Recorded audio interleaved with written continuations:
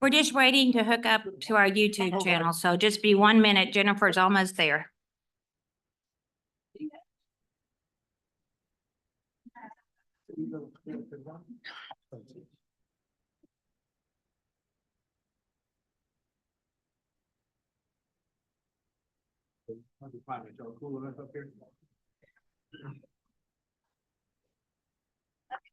Okay.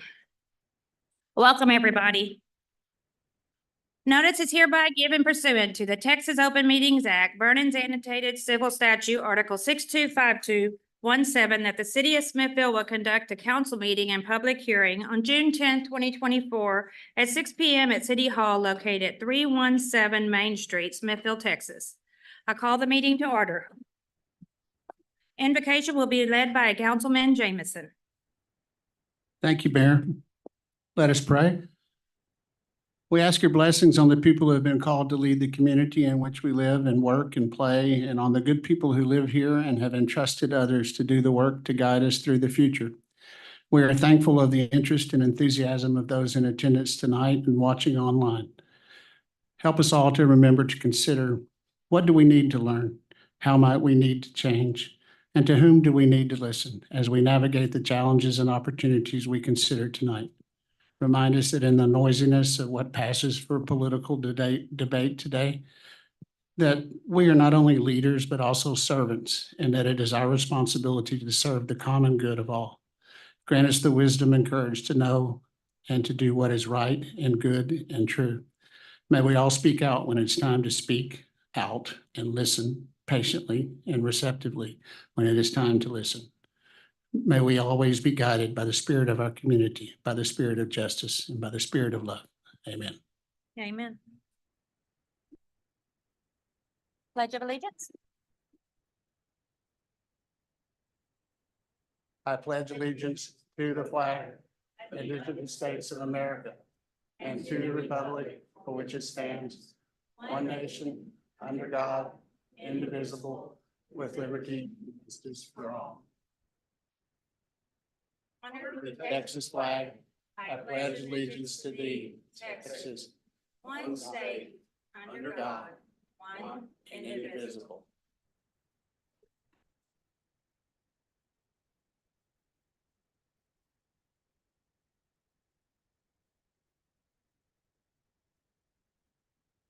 We have a proclamation for National Flag Day.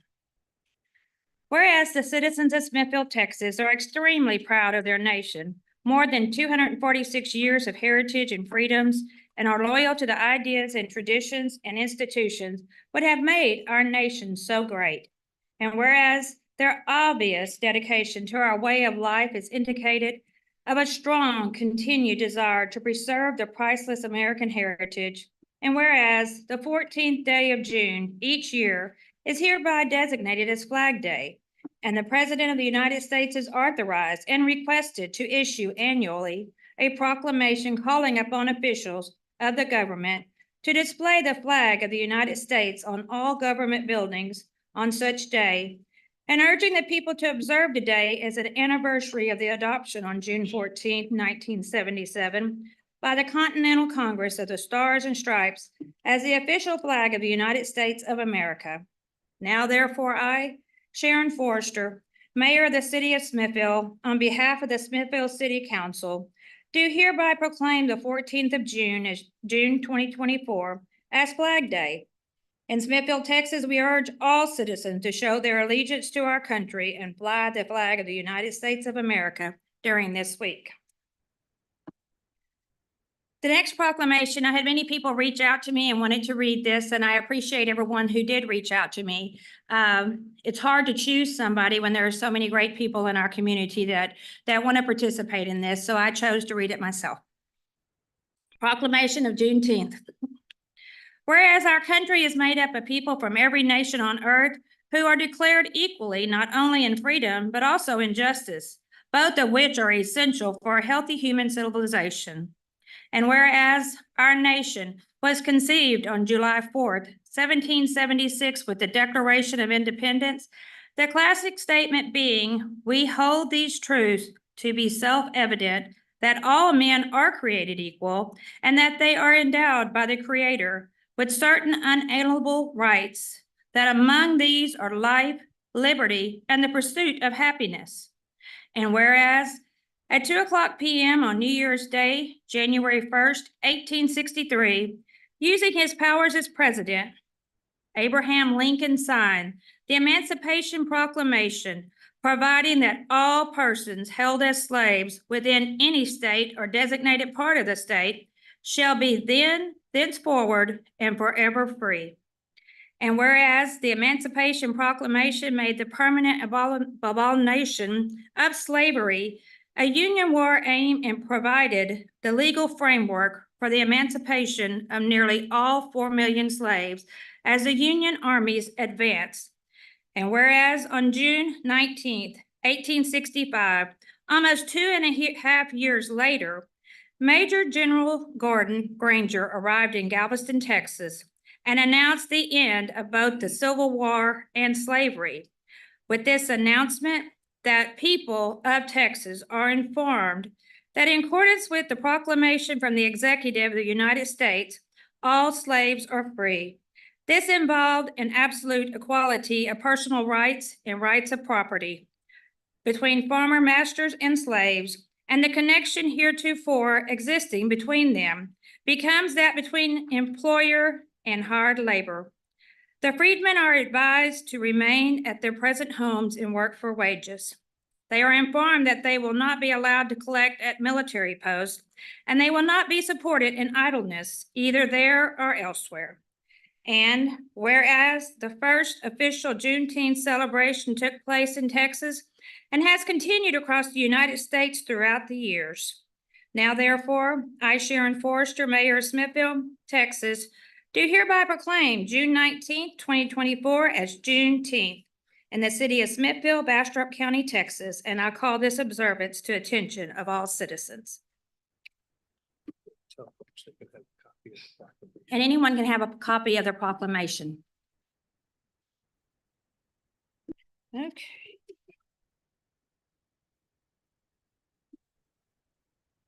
Approval of the minutes from May 13th, 2024 council meeting and public hearing and the May 22nd, 2024 special call council meeting and workshop. Council, do you have any questions?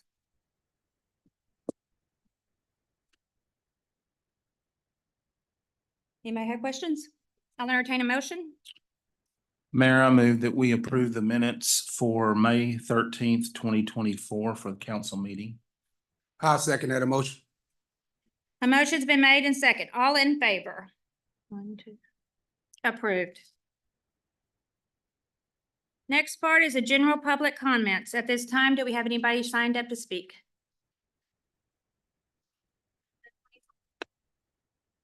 I will. Excuse me, I didn't see that one. I make a motion that we approve the special called city council meetings for May 22nd, 2024. I'll second that motion. Motion been made and second. All in favor? Approved. Thank you, Jennifer. And I do have some people signed up under the public comment. The first one is Mary Easty. Hi, Mary. Sorry. Yes, ma'am. Please make sure the mic is on so everyone can hear you. Now it's on? Now it's on. Thank you. Okay, so the meter's probably running.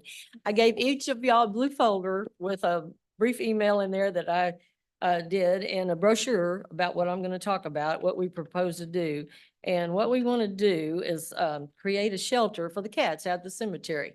For 4 years, I caught them and had them spayed and neutered and everything. They have their little family out there and their little unit and they just stay right there. There's other people that like to feed them too and take a lot of joy in it, I think, and come out and visit them. And among them, Charlie and Sharon Ulrich and Jean. And so we went so far. Of course, they have names. They're Rory, Ramona, Gracie, and Morris. He looks better than Morris the cat. He is so pretty. But anyway, and they earn their keep. I haven't seen a snake. I haven't seen a rat. I haven't seen anything since they've been out there. And we go very frequently, like 3 or 4 times a week out there, because I have a lot of relatives relatives out there and my parents were out there and that. So they lost their shelter when the old equipment shed was torn down. So it was kind of pitiful because they have no shelter from all the rain and the drain pipes are not suitable and freezing cold. So they really need a nice, safe, dry, warm shelter. So we're proposing, my husband and I would like to get a new tough shed. It's number 1. I circled it in your brochure.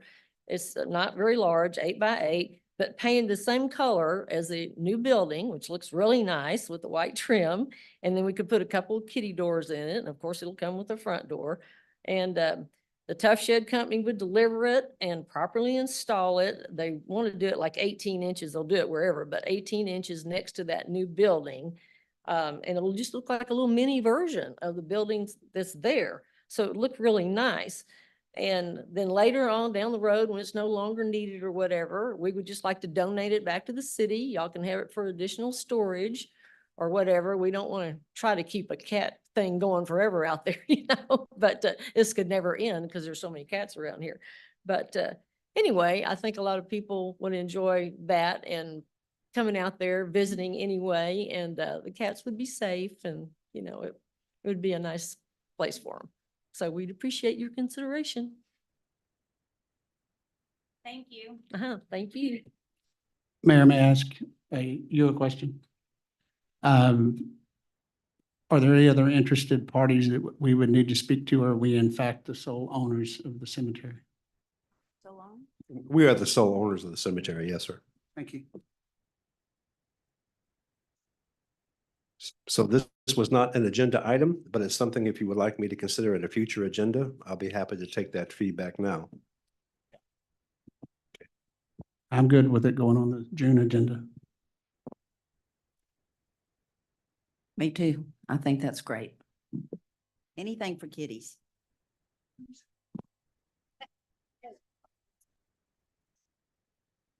Will you put it on the agenda? Yes. Okay, who signed up next?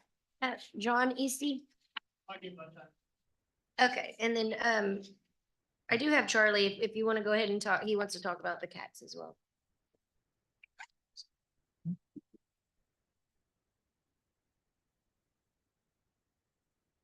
Will you please introduce yourself and make sure the mic's on? Hello? Okay, I'm a just pet lover all my life. Most of my pets are cremated and I've been going out there with Sharon and days where they can't be there and talking to the people that work out there, which they real good people at the cemetery that work there. And them cats are special and they know the car when you drive up there. They got some food. So we appreciate, your consideration on that building and it's gonna be kept nice.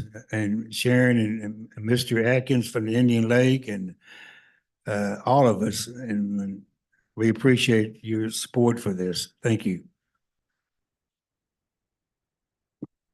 Anyone else? I have Dax Haverlick. Hello, microphone is on. Dax Haverlack, 779 Peach Creek Road in Rosanke. Unfortunately, I had to go Jack, how out. do you spell your last name? Haverliak. Unfortunately, I had to leave the country for a couple months to take care of business, so I did miss the last couple meetings. But what it was also missed was that trash can behind Frontier or First National Bank, Olive and 230 that's still overflowing. And unless someone else is buying 2 sandwiches at Brookshire's a month and sharing it with whoever locally talks, that's still my trash that's been sitting in those trash cans since February. It hasn't been cleaned up, hasn't been maintained. I don't know if that's a city micro park or someone from the city needs to go get on the bank to clean up their trash. But that would be nice. So continuing on to that, I believe I talked to Monica Poss from the Planning and Zoning about what makes an authentic Smithville experience. And maybe not having overflowing trash cans that don't get quite maintained over months is not what a good historic Smithville is supposed to be about. Maybe some of the crumbling curb infrastructure and overflowing weeds into the street isn't what an authentic Smithville is. Maybe the extension cords that wrap up the power lines to the awnings downtown, rather than using the existing power poles that have plugins higher up, would be a better choice to kind of declutter the down low. But those are all little things that I start noticing after coming back. That eventually get turned into policy choices, get turned into a little bit of a stagnant thing that sits on the city. So a little bit of trash cans, a little bit of extension cord placement might be reconsidered. And then, I don't know, eventually for our 2025 budgeting, some new curb structures, or at least a little bit of maintenance on that side would gussy up the city quite nicely. Okay, thank y'all. Mayor, quick question. Would it be appropriate, Mr. City Manager, for that to be reported through C-Click Fix in terms of the trash pickup? Yes, sir. I have Janice Bruno.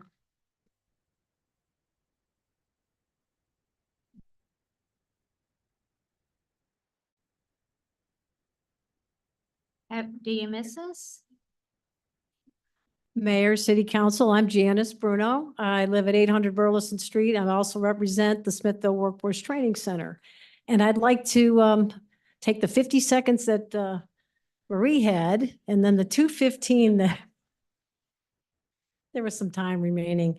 No, I'm here today to thank you all, the city of Smithville. Actually, there were 5 organizations back in 2021 that actually got the Smithville Workforce Training Center put together. So it was the city of Smithville with some seed money, Smithville ISD, Smithville Chamber of Commerce, Smithville Community Clinic, and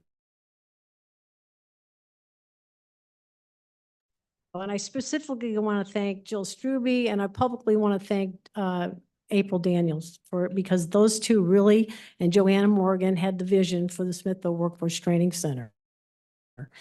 So here we are today, we're in 2024, and before you, I've Joanna Morgan, who is our treasurer, who I'm going to put a plug in for her later, needs to be one of the reps for the city on our board. She currently is the treasurer. The news release that you have before you is a news release from the Texas Economic Development Council. Joanna took the initiative and she wrote the nomination for the Smithville Workforce Training Center. On last Thursday, we went to Conroe, Texas, and we were presented as one of the small cities with the Texas Economic Development Council Award for the city of Smithville.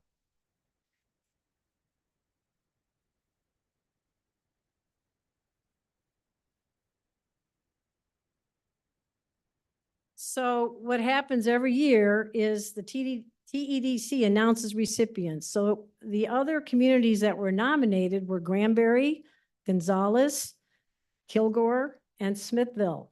So for populations less than 15,000, we tied with Kilgore Economic Development Corporation and the city of Smithville. So we were presented that at a beautiful conference out at Margaritaville. Of course, we couldn't afford to stay overnight, so we just went for the luncheon and paid for the luncheon. But here's what they scored the applications for. It was based on 5 criteria: innovativeness. In the beginning, when we started, we focused on healthcare. Of course, we focused on skilled trades. We still do. Transferability, the community commitment and leverage, using all the community partners to make this a reality. Measured objectives and secondary benefits. To date, the Smithville Workforce Training Center, and I'll be giving you guys a more formal briefing in the future, has trained over 300 people on the Good Jobs Challenge grant and 200 people on the ARPA. I'll be briefing the county commissioners on the 24th and also be presenting to the Bastrop Economic Development Council on our accomplishments so that we can do some more collaboration with Bastrop County. I think you all know we're in the 4 counties. We're in Caldwell County, Fayette County, Lee County, and Bastrop County. So anyway, congratulations, City of Smithville. Thank you.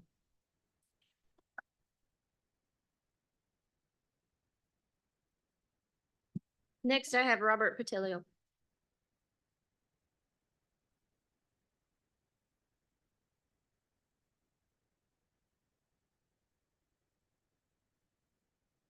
Good evening. Robert Patillo, 606 Short Street. I'm going to go ahead and submit the petition that I got 147 signatures for. And I'm asking that you combine that with the results of the survey Not all 147 of the signatures, because a lot of those same people also filled out the survey. So they're part of that number of 78 people that say they want once per week trash and curbside recycling. So they're both wanting the same thing. So I'm asking that the results of the survey, that at least 69 of the people that signed the petition, I'm asking that they be added to the results of the survey. And I'm going to submit the petition to you for your review of the names that have signed, of the people that have signed their names that say they want once per week and a pickup of trash and recycling at the street. I'm also asking that you make a resolution at some point in the next month or two, at least, that you are going to make once a week service of once a week pickup of trash and curbside recycling, a resolution that is your goal. I'm not asking you to do it overnight, but I am asking you to make a commitment as our city government to achieving that goal.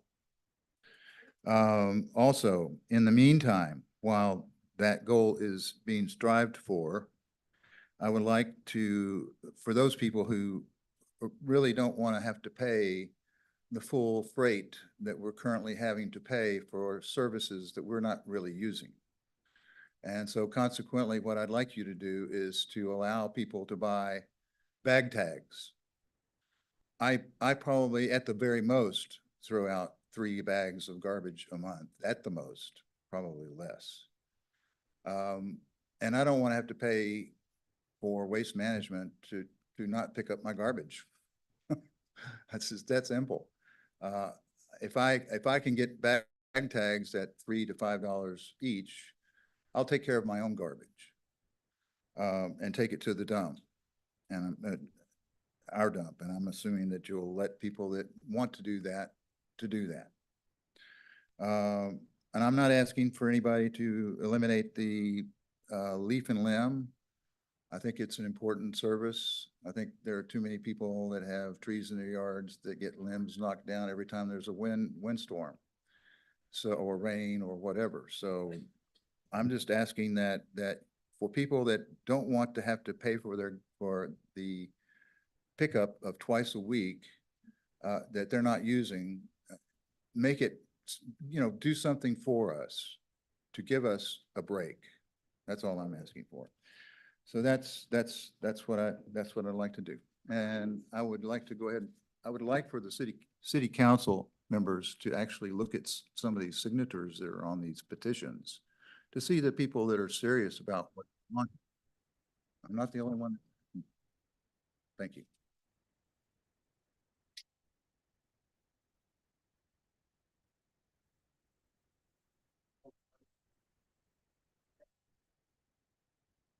Very quickly.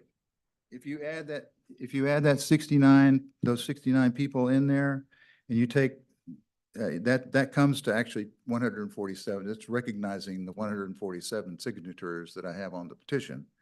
So if you take that and you compare it against the 116 people that say they want the status quo, it's 56% want once per week pickup. That's what that result comes out to mathematically.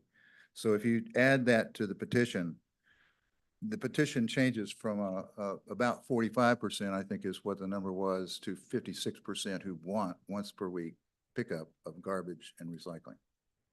Thank you.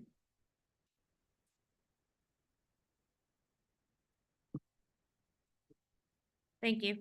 Now we'll hear from Planning and Zoning.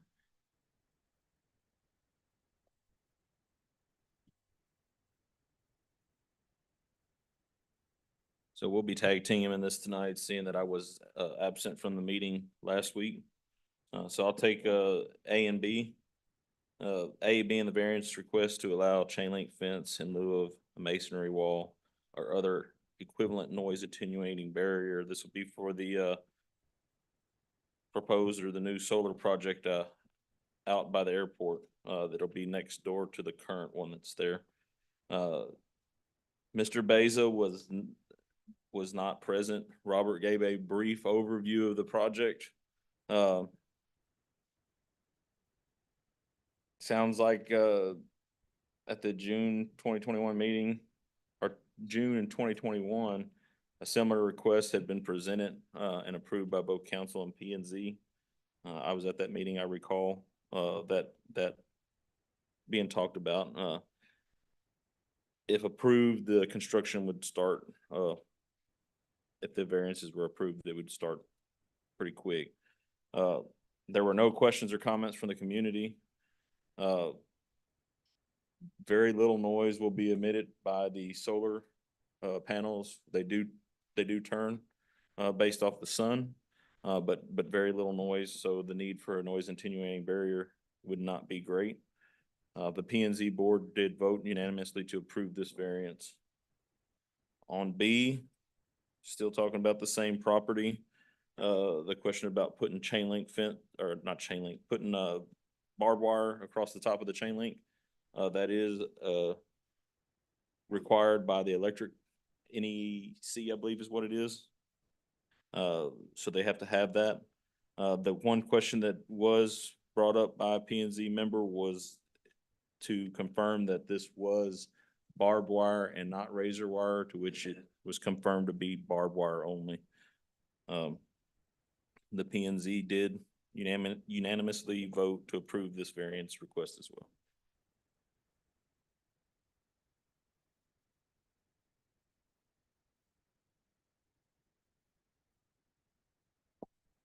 Good evening, ladies and gentlemen. The planning and zoning, I'm Caroline Noya. I was vice chair for planning and zoning. And we met last Tuesday to discuss and take action on multiple variances. Some of them were zoning, some of them were subdivision. On the preliminary plat for Woodrose Place subdivision, it's located between the new dollar store and those storage units. This project has a long history, and the owners, George McMahon and the 230 Properties, they're hoping that the time is right to get it going again. This project came before Planning and Zoning and City Council in August of 2020, and it had multiple variances that were reviewed, discussed, and approved by both parties, City Council and P and Z at that time. The three main differences between now and then, besides the date, is that the street for the subdivision, Myrtle Lane, had to be moved because tech stock regulations wouldn't allow it where it was because of the dollar store. So that was one of them. It was going to be a traffic issue. That one of them is that the developers did lose one of the lots because they had to move the street over, bring it in and to curve it. And where the curve is where they lost the lot to go back up to Myrtle Lane. There were 17 lots, now there are 16. And one of those lots is dedicated to the city to help resolve the drainage issues back there. And the third thing is that the other vacant lot on the front part of the property is a commercial, this is zone C3. That's a larger lot now because it took up where the space where the street was. Anyway, the variances, for the first one was a subdivision variance for a right-of-way width variance request, 52 feet right-of-way adjoining the 8-foot public utility easement in lieu of a 6-foot right-of-way. And I'm not going to go through all the details of it, but I'm just letting you know what the variances were. That was approved 4-0. The second one was a zoning variance, a 20-foot front building setback for lots 1 through 3 and 5 through 14 in lieu of the 25-foot. That also helps the city with more taxable property, if I'm correct. The third one is a zoning variance again. It's for a 5-foot side building setback for lots 1 through 3 and 5 through 14 in lieu of 7.5 foot. The builders did inform us that they're planning to build 1-story houses there, starter homes that are approximately 1,500 to 1,800 square feet. The fourth variance is for a subdivision. It allows a 48-foot radius to the face of the curb at the cul-de-sac in lieu of 60 foot. And the other part of that is that it allowed a 60-foot minimum radius to the property line at the cul-de-sac in lieu of 70 feet. These are similar to other subdivisions that have come before us recently. The variance number 5 is a subdivision variance. It allows the length of the cul-de-sac to be longer than 400 feet. Because the way the property is set up, that's the only way they could possibly do this. Variance number 6 is a subdivision. It allows the block length greater than 600 feet. The next one was withdrawn. It's not applicable because it was talked about a block width less than 240 feet. Since there are no intersecting streets on the Myrtle Lane, it doesn't make a width of a street. So that item was pulled. There was one citizen who had some questions about drainage. And since lot 4 is dedicated to drainage, it resolves, it goes into a detention pond that's there. He also asked about fire hydrants and parking on the street, that concerns there like there are anywhere elsewhere in the city. All of his questions were addressed satisfactorily and were answered by both Tim Sanders and Robert Tamble. After several questions by the P&Z commissioners, much discussion and explanation by Tim, because he did a great job of that, all of the requested variances were recommended for approval unanimously, a 4-0 vote. Then the last part, since all those variances were approved, we were also allowed or able to approve the preliminary plat for the Woodrose Place subdivision. It's the preliminary plat, not the final plat. So that was also approved. And so we do recommend approval to the city council we recommend approval. Do y'all have any questions? For all of them, everything was unanimously approved. Same thing 2020 and same thing again now. Mayor, if I may. Which item was withdrawn? The one asking for the block width less than 240 feet. What's the designation? I. It was, I think, number 9 or number 10. Hold on one second.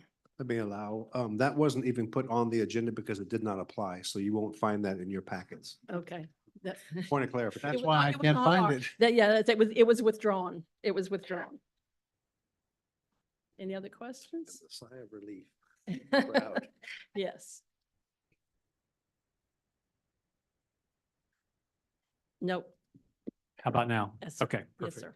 sir. This is just kind of a general question that's applicable across all these variances. Has there been any discussion about what the Planning and Zoning Commission considers public interest? What do you mean? We asked for public comment. When you consider whether a variance request is contrary to public interest, Mhm. what kind of discussion, if any, do you recall that defines what public interest is? We're looking for public safety. Okay, If there's any benefit to the city and to the homeowners and to the property owners, the Okay. developers. what about aesthetics? That doesn't come into what we do. Okay, and what about economics or profit? Well, for what we can control, we're just an advisory board, so we do discuss some of that stuff because we would, well, I think about that kind of stuff because if it was, next door to me, I'd want it to be nice and appealing and want people to come in and stay there. But like I said, just because he got these variances, he didn't say he was going to be building all the buildings like that. So you may have a 5-foot, you may have a 20-foot or a 15-foot, depending on where they place the house on the property. So, and maybe Robert can help with this. The answer to some of these questions in here, we're all asked to go through these series of questions and affirm those when we consider a variance. And I know a lot of this stuff is very subjective, and I apologize. I didn't mean to put you on the spot. Nope. You would have struggled just like I do or anybody else, as these are very subjective, I think, criteria. Some of the answers to, will the spirit of the ordinance be observed and substantial justice done if the variance is granted? In a lot of these cases, particularly those that have to do with the setbacks, the answer was yes, the spirit of the ordinance would still be observed as the variance request would not change the maximum lot coverage by all buildings on the lot.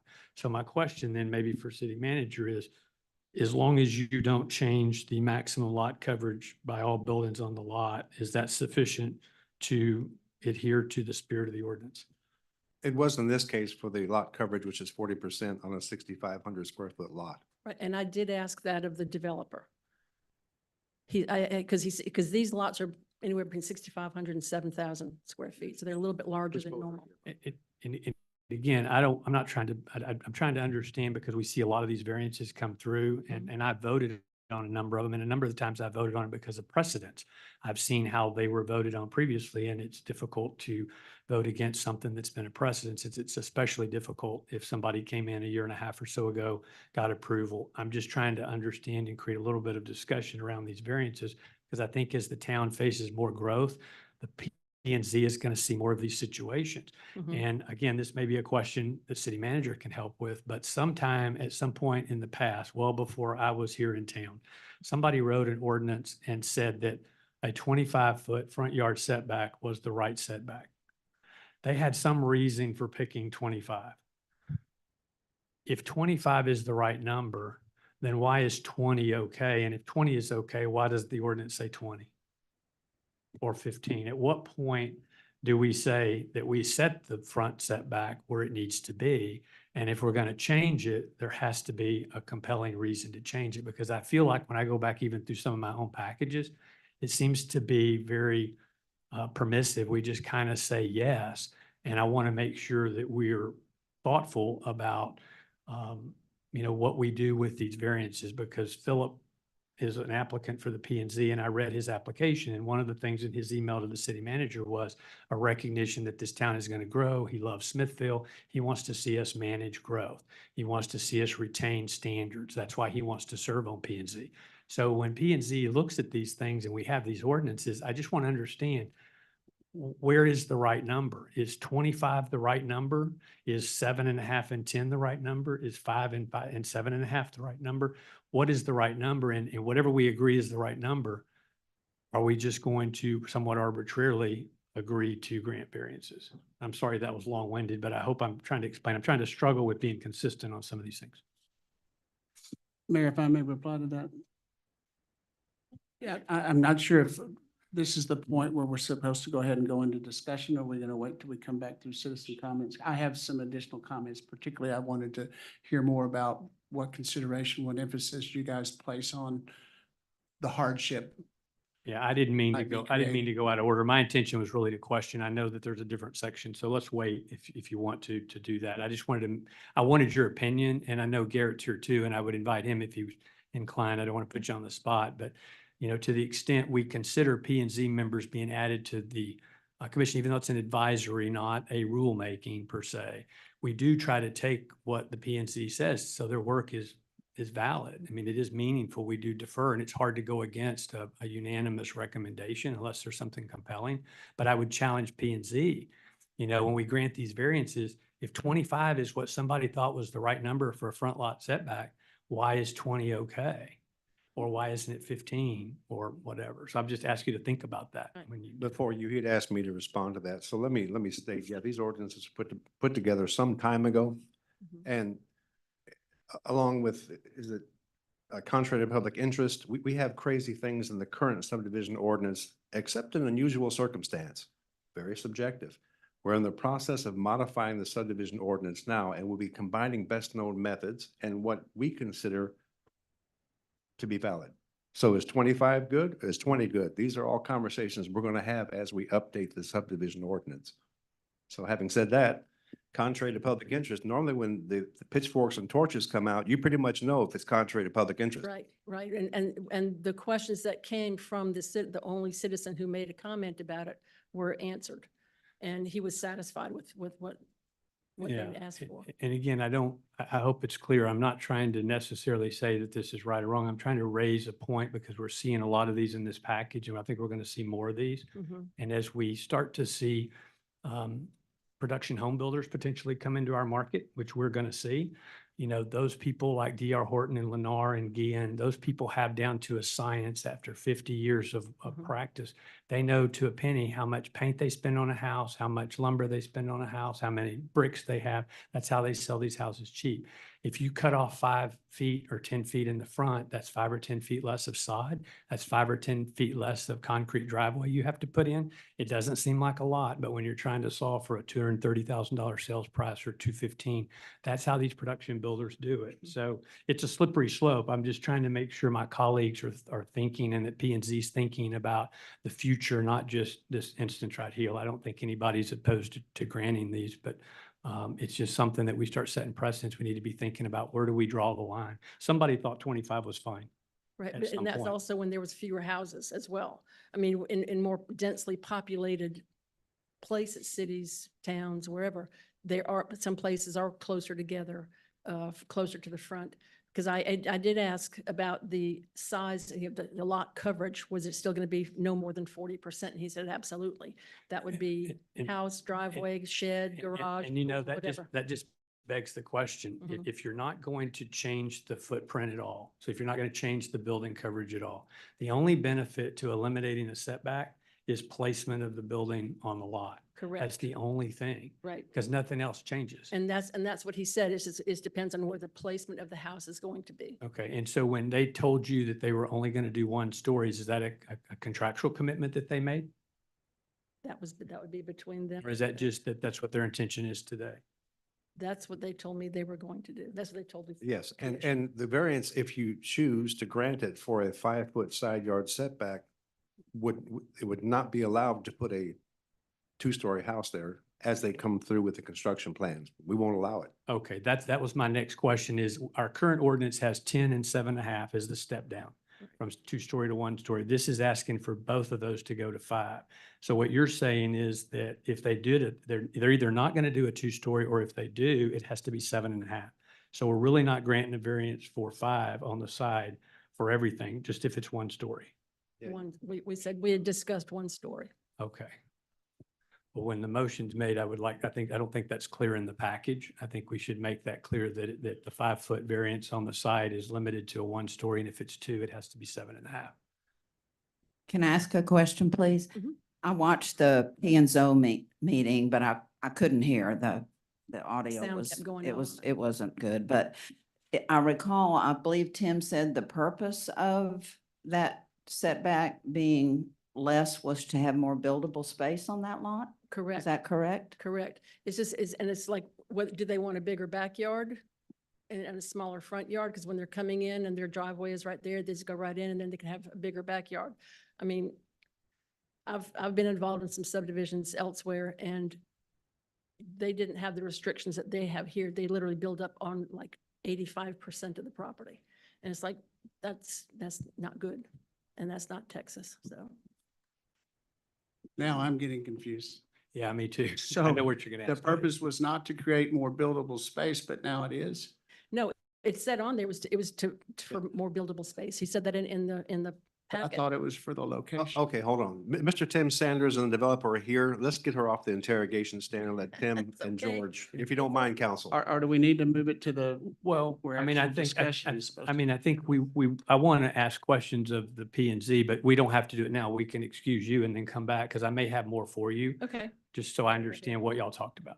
okay. Do you want Tim to come up or no?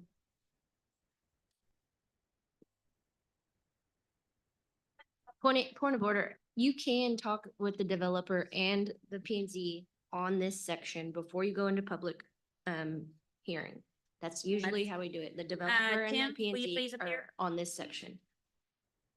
And Mr. Moyd, if you wanted to join him, you're welcome to. Oh, Mr. McMahon, there you are. Sorry about that. Sorry. Mayor, council, thank y'all for having me this evening. Tim, I'm sorry, just a question for the city secretary. What portion of the meeting are we in? Are we in public hearing? Are we in, No, we are in P and Z P&Z. and developer. still in P and Z? We have not gone into the public hearing. Yeah, we're still in P and Z. Thank y'all for having me this evening. I guess to pick up on the last question as far as increasing the buildable area, the way I equated it at the P and Z building is the more buildable area that you have, the more different options you have as far as the configuration of your house, where it places on the lot. And the way I did it in kind of oversimplifying here. If your buildable space was the same as this sheet of paper, you can do so and so much on this sheet of paper. Now, your buildable space was the size of this builder, you can have a lot more options with the placement of that house, what you can do with the shape, the configuration. The builder has more room to work with as opposed to having a smaller footprint. And so it's not necessarily changing the, as we said, the percent impervious cover, but if you have more space to work with, you can basically more shapes with your houses, with your garage. You have more options. The more options you have, the more of a custom type build you have, which would then in turn bring value. George, you want it? Well, yeah, and these most of the homes in Smithville, older homes don't have garages. These will have attached garages built into the house. And in that situation, when you've got a 18 or 20-foot garage door on the front on a 60-foot lot with a 40-foot wide house, all you got is garage door. And if you can kick that out to 50-foot house width, you've got room to have a porch or some windows or a front door that looks fairly reasonable. And as far as the setbacks, we're granting, Tim can correct me if I'm wrong, but we're granting the same amount of right-of-way as y'all normally require. We're just not paving quite as much. No, we're paving the same. We're paving the same? Paving is the same. The right of way that we're granting is less. Okay, but there's still gonna be, what, 10 feet or 15 feet of right-of-way or something?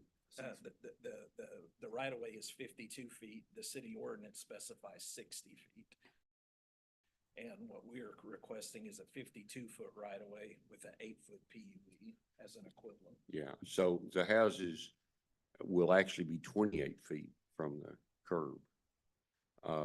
And it's got to do, I'm from Lubbock, well, I'm from Smithville, but I did most of my development in Lubbock. And we had a standard 25-foot setback too. And from back in the early 2000s, just about every request for a subdivision plat got, that was a variance for 20 feet. It's kind of market driven. People are wanting a little bit bigger backyards and smaller front yards. You don't really want your kids playing out in the front. You want them playing out in the back. In fact, a lot of the homes have got great big homes on little bitty lots because people just don't want a yard anymore. Dad wants to go play golf on Saturday and not 10 yards. But it's probably not the end of the world if you didn't do those setbacks, but you get the houses separated a little too much and you really crowd the builder on his house design. As Tim said, it frees up what they can do. You can have more of a custom look and not a production. And in answer to your question, Horton and those guys did come into Lubbock and they're doing okay. Horton is, the others aren't. There's a local builder there named Beaton Bow, and they're doing most of the production type building. Horton's not doing all that good, but they won't come into a community if they can't build several hundred. Mr. McManus, is this in Lubbock? Is this how your neighborhoods usually work? Is this how you build them with these setbacks? Yes, sir. That's, Yeah, so this is, I hate to come into a small town and say, well, that's why they do it in the big city. That's a red flag. I'm not wanting that. What I'm wanting to know is if this has worked for you before. Oh, yes, sir. Everything I've ever done has been like this. Okay. Hey, Tim, would Pretty you? much the normal standard. And we have since, Tom, we have since changed those ordinances in Lubbock Right. as Robert's talking about, to that 20-foot is standard. I know Lubbock very well. I had an uncle, Walter Hand, who owned a coffee business in Lubbock for 35 years. Really? Yep, spent lots of time in Rawls and Idalou and Crosbyton, patching roofs. I know that name. Yeah, you know Walter, a lot of people did. Yeah. Question real quick on the right of way. If we've got 52 feet, we've got 31 of paving, so that leaves us 21. How does that configure out on each side? Is that do we have sidewalk in that number too? Yes, that- Sidewalk on both sides of how many feet? And then how much for utilities and, Yeah, so with the 31 feet, you would have 10.5 feet on each side. right? And the sidewalk would be 5 feet 5, okay. behind back a curb. So it would fall within that 52 feet. And the way we have it laid out is the sanitary sewers on one side of the street on the east side. And it's within the 10.5 feet. And the water is just off the edge of the sidewalk within the remainder of that 5.5 feet. A question, if I may, the ordinances were written for a purpose back when they were written, and be they antiquated, which I've argued in the past personally, knowing that we need to make changes. We do have them in place for a purpose, and that purpose was set by previous councils. And what I'm looking for, I still don't understand the purpose of the variances. Is it it's about locating the house and giving the architect more freedom to design customized homes? In that case, if you pick up a setback on one side, are you willing to give it back somewhere else? And then where is the hardship if this isn't approved? Because that's one of the questions that we're responsible for. If we deny this, what hardship have we created for you? The one hardship that I would say is kind of unique to this track compared to other tracks is simply the shape of it. If you look at it on the board there, it's basically a long, narrow, skinny track. From a developer standpoint, and George, correct me if I'm wrong, when you're developing, typically you run your street and you have lots on both sides of the street. The reason you do that is you have one water line going down the street, one wastewater line going down the street. You have lots on both sides. You're able to basically financially make money and so forth because you're not adding any additional infrastructure. In this case, it's not an option to have lots on both sides of the street. We can only have lots on one side of the street. So basically, granting these variances is some way to make this project a little bit more unique, maybe a little bit more on par with other subdivisions where people are able to develop on both sides of the street. Basically, to work with what's there to make it a feasible. So type the subdivision. hardship in some ways is minimizing the financial rewards of the project. Yeah, Is that a fair statement? Based on the configuration of the track, yes. This thing has gone on so long, there's not a lot of financial rewards left for me. But, Well, I would like to say, I mean, I think a couple points were made that I think are worthwhile to repeat, and that is, you know, bigger backyards are more appealing to families. I think that's a compelling argument. I'm trying to find public good here. I'm trying to find public interest here, what I'm trying to do. And at the same time, you know, find some common ground, but also be consistent as we apply this in the future. That's one. I also think one of the problems with narrow lots, which tend to be commensurate with production builders, is that the garage takes up the whole front. And so having some lateral expanse that you could build by limiting your side yard setbacks gives you the ability to add a couple extra feet, few extra feet, which helps minimize the garage. All the garages obviously are going to be in the front on a 60-foot lot, right? Right. Yeah. And these are 1,500 to 1,800 square foot 3.2s is what you're thinking? Yeah. The statement made earlier about all going to be 1 story, are you comfortable? Because that's not the way the package reads, I don't think, is if you decided to do 2-story, the variance would not go all the way down to 5, it would go to 7.5. Are you comfortable with that? We can add that to the. Yeah, plan, because the ordinance is 10 and 7.5 for 2-story, 1-story, and you're asking to go to 5, but logically it would be, if it's 1 story, it would be 5, which is what you say you're going to do. We can change that to where it's 10 foot for the 2-story, if that would. Okay, make so everyone 10 and more 5, so you really wouldn't be asking for a variance for a 2-story, just if you would 1-story to go from 7.5 to 5. Okay. If you did have to change that, then are you going to lose a lot if you decided to go to 2 stories? Because you're going to have to increase your setback. Is there enough room the for you to plan- even the plan- create it? plan- Build a narrower house if it's 2-story. Yeah, 2-story, it should work. But they're not planning on doing that. There won't be a two-story. Right. It's all one story.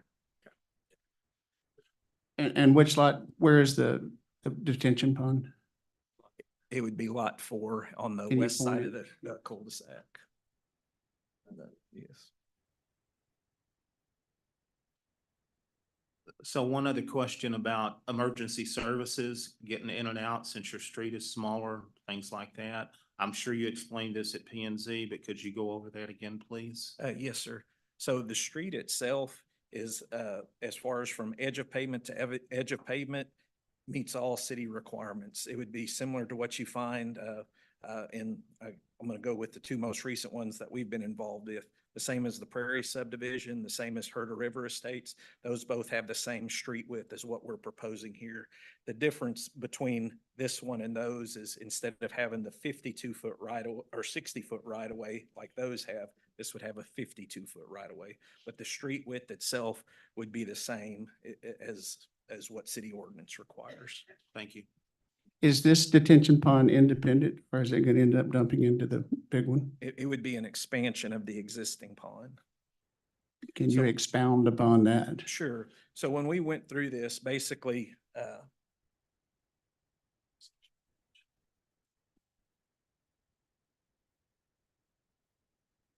Or the easiest way to word it might be, we're just expanding the big one into that.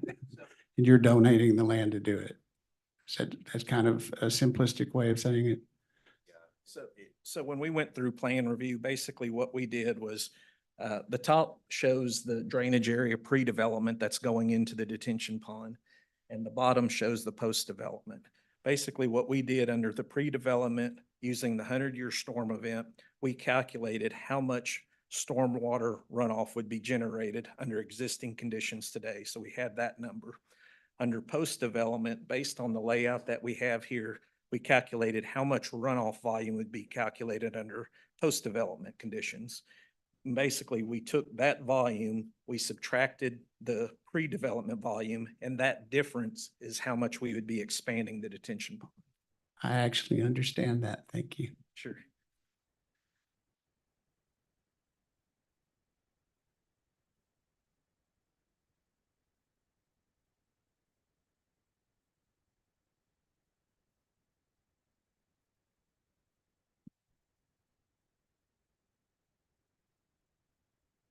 It was still P and Z. Okay, we're gonna go into the, thank you at the moment, but I you. may call y'all 3 back up. Are you good? Okay, we're gonna close the. I'm gonna open up the public hearing now. Do we have anybody signed up to speak? Okay, so I'm gonna close the public hearing. I'm gonna get caught up here. I'm gonna close the public hearing and go back into the open meeting. Are we ready? I have a question, Mayor, for city manager. When we do variances like this, is it the same notification requirement as a zoning change? So everybody within 200 feet gets certified letter for variance? Yes, sir. Okay. Because is Jeannie Ralph in that 200 feet? Because she called and said she didn't get a notice, and I was just curious. She may be outside it. She is within the 200 feet and 2 notices were not picked up. They were returned. We have them in the office. All right. Thank you.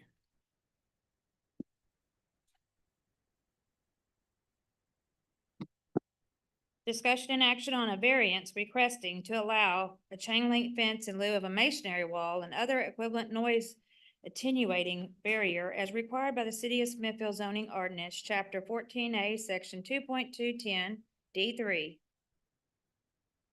C3 Highway Commercial District additional site design standards between the solar farm and adjacent residential properties located at 659 Northwest Loop 230, Smithfield Solar 2, Addition Lot 1, acres 15.767, property owner Solarit Associated 2023 LLC. Any questions?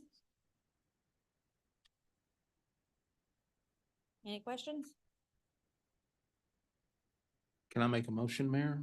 Yes, and then I believe we I make a motion that we approve the variance request to allow chain link fence in lieu of masonry wall or other equivalent noise attenuating barrier as required by City of Smithfield zoning ordinance, chapter 14A, section 2.2.10, D3, C3, Highway Commercial District, additional site design standard between a solar farm and adjacent residential properties located at 659 Northwest Loop 230, Smithfield Solar 2 Addition Lot 1, acres 15.767, property owner Solaret Asset Company 2023 LLC, agent Salvador Piazza. I'll second that motion. You gotta read the variance. Read the findings. I thought I did read the variance. Where, do we have the variance? As the variance is in the public, there's 5 criteria for. Oh, granting. you want me to read the whole thing? You have to, Okay, sir. I got you. I'm gonna say, I'm not- This is for the whole fence. Okay. On a variance request to allow the use of barbed wire fence. No. No. Councilman Jenkins, you just have to, there's criteria for passing or denying a variance. You have the variance? Contrary to public interest. Okay. This is not contract. The variance is not contrary to public interest, and there are special conditions affecting the applicant's property. And because of the special conditions, literal enforcement of the ordinance would result in unnecessary hardship, and the variance observes the spirit of the ordinance, and the substantial justice is done by granting the variance. I'll second that motion. Motion's been made in second, all in favor?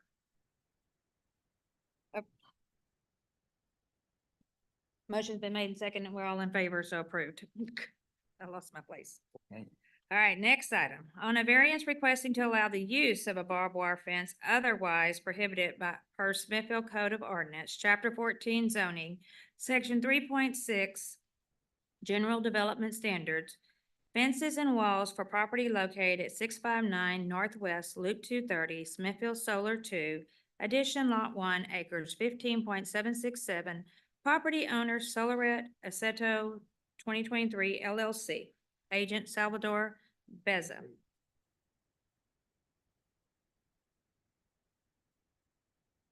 Council, you have any questions? I'll entertain a motion. Mayor, I'll make a motion on a variance request to allow the use of a barbed wire fence otherwise prohibited per Smithfield Code Ordinance, Chapter 14, zoning section 3.6, general development standards, fences and walls for property located at 659 Northwest Loop 30, Smithfield Solar 2, Addition Lot 1, acres 15.767, property owner Solaret Asset Company 2023 LLC, agent Salvador Piazza. This motion as the variance will not be contrary to the public interest, and there are special conditions affecting the applicant's property, and because of the special conditions, literal enforcement of the ordinance would result in unnecessary hardship, and the variance observes the spirit of the ordinance, and substantial justice is done by granting the variance. Mayor, I'll second that motion. A motion's been made and Mayor, seconded. prior to the vote, I do have a question, if you don't mind. Go ahead. Do we have a picture, Madam Secretary? Yeah, that, probably the one below that would help me. So the barbed wire is only on the north side? Or is it gonna go all the way around? The barbed wire will go all the way around the property. The only place where the masonry wall comes into consideration is the pink shown up there, which would be the east side, which abuts a residential use, which is what the requirement is.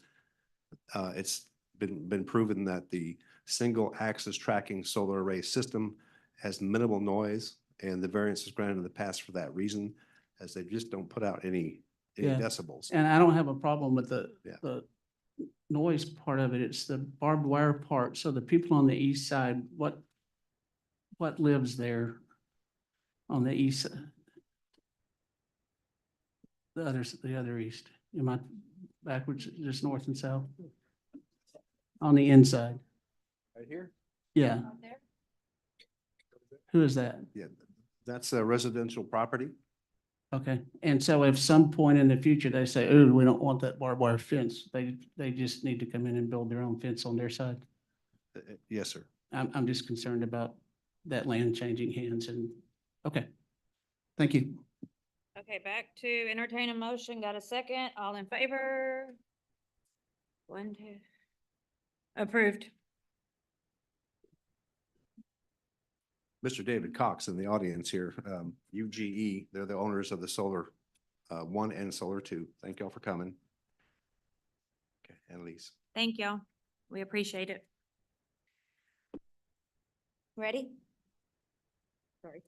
On a variance request to allow a 52-foot right-of-way with an adjoining 8-foot public utility easement in lieu of the 60-foot right-of-way as required by City of Smithfield Subdivision Ordinance, Chapter 10A, Article 3, Minimum Design Standards, Section 1.5. Street width for Woodrow's Place subdivision, property ID 16941, A46L Lomas, acres 2.505, 8717-862, 8717-861, 871-760, 871-7859, 16566, and 8717-858, McMahon Edition, lots 2, 3, 4, 5, 6, and 7. Property owners George McMahon and 230 Properties LLC, agent Bevco Engineering, Tim Sanders. Anybody have any questions?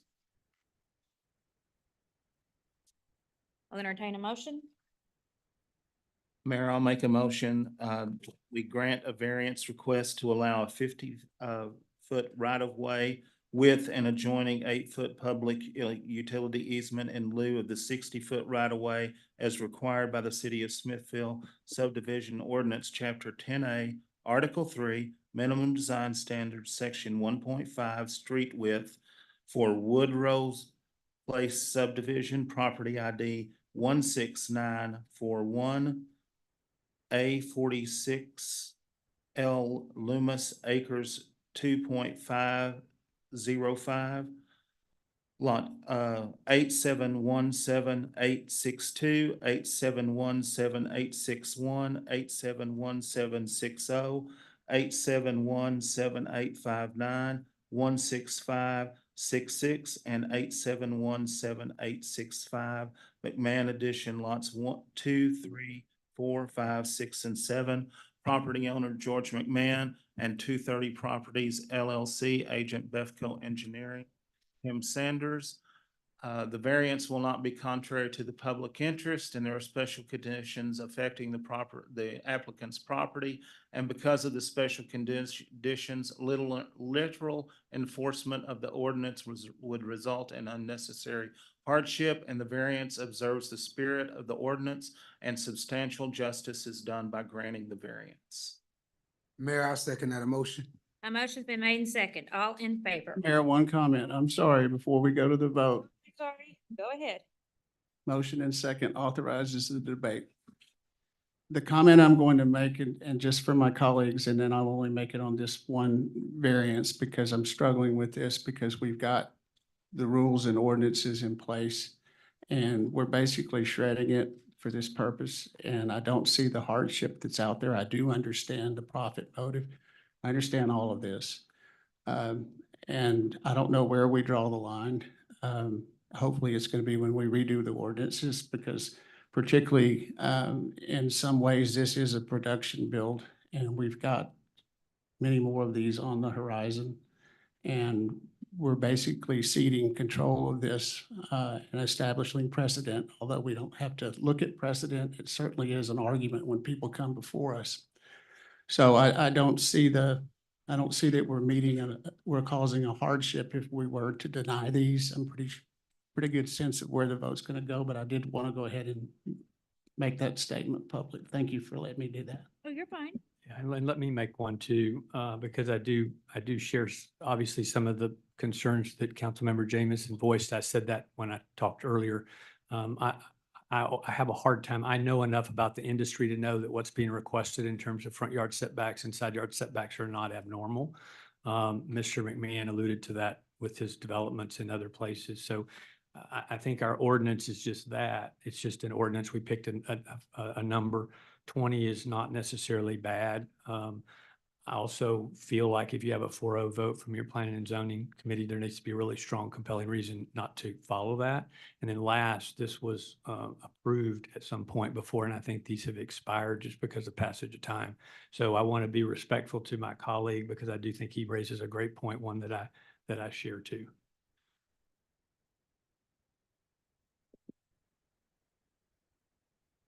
Yeah. Motion been made and seconded. All in favor? 1, 2, 3, 4 opposed? 1. Motion is approved.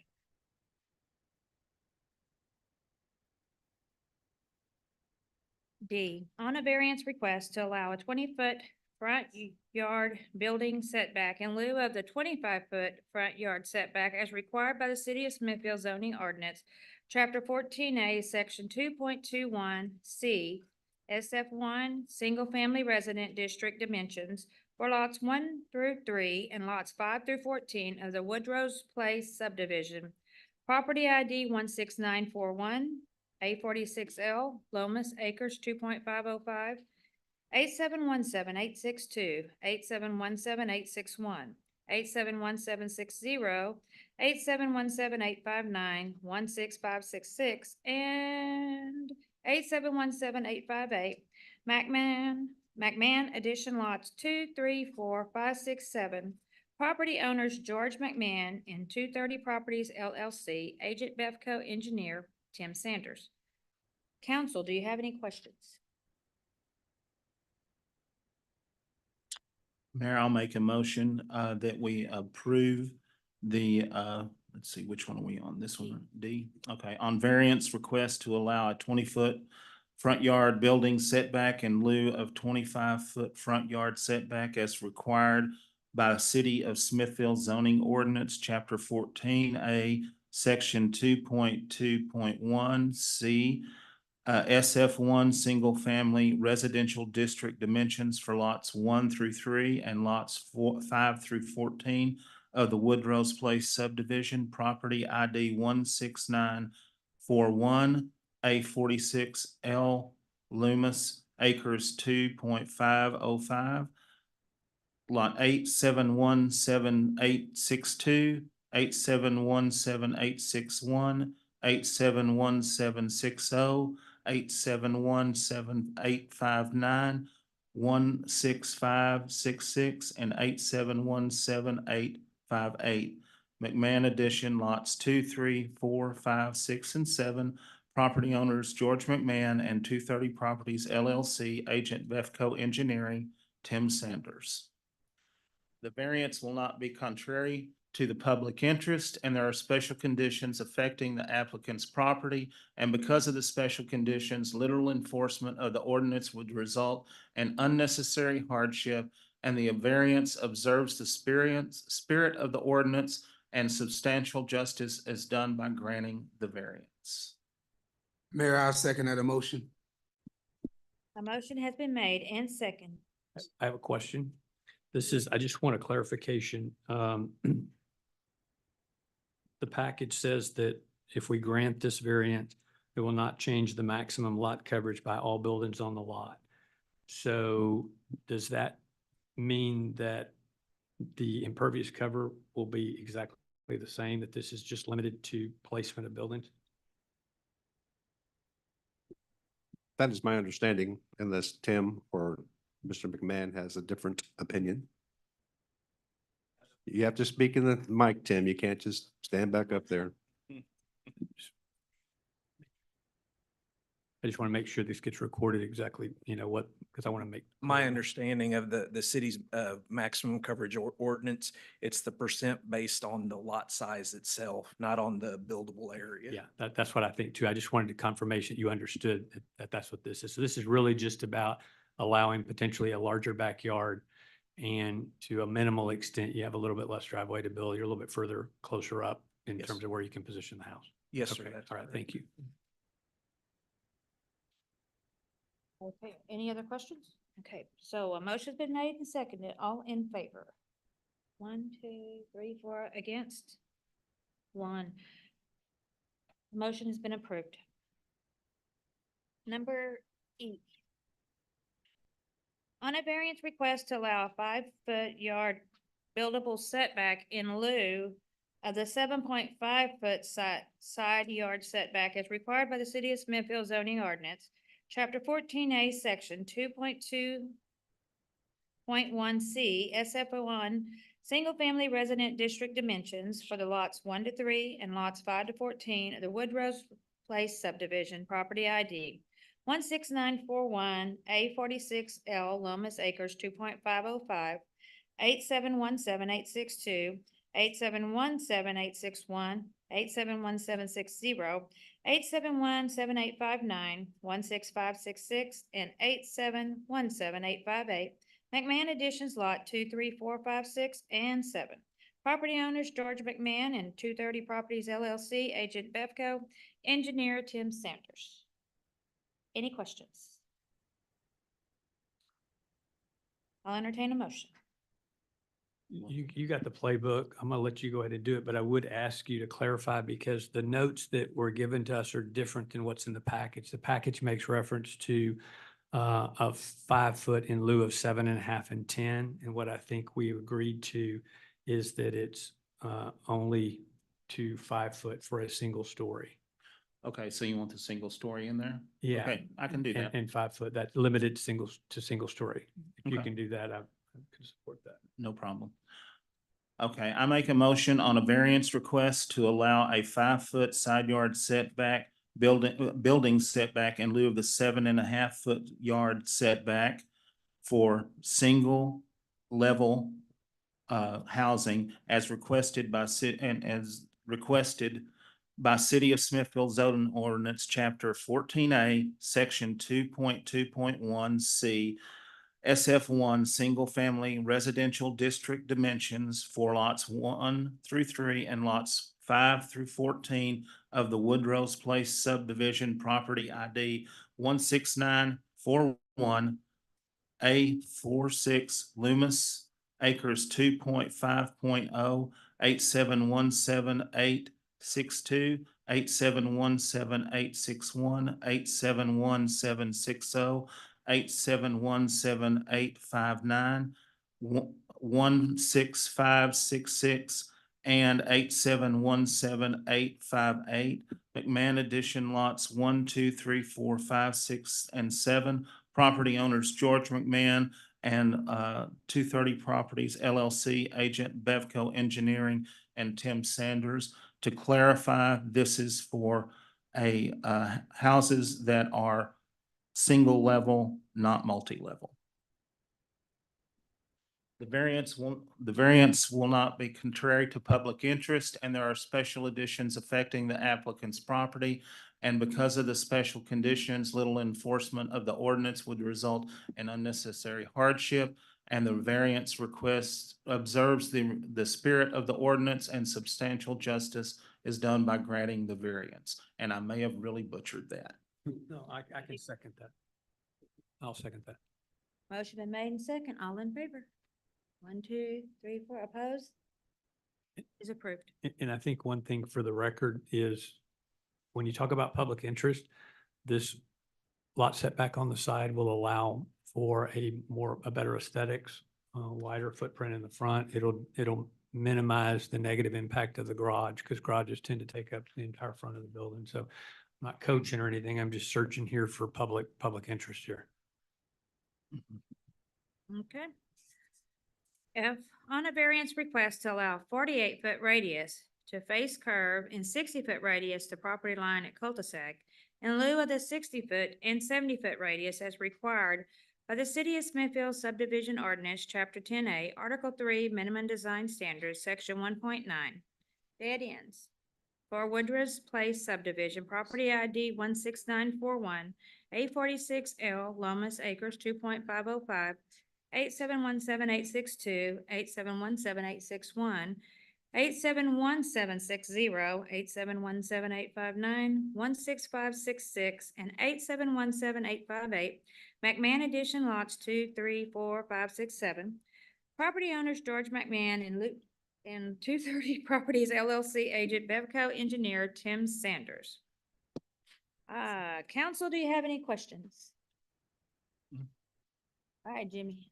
I'll make a motion on a variance request to allow a 40-foot radius to face curb and 60-foot radius to property line at cul-de-sac in lieu of a 60-foot and 70-foot radius as required by City of Smithville subdivision ordinance, Chapter 10A, Article 3, Minimum Design Standards, Sections 1.9, dead ends for Woodrow Place subdivision, property ID 16941, A46 L Loomis Acres 2.5.0, lot 871, 7862, 871, 7861, 871, 760, 871, 7859, 16566, and 871, 7858.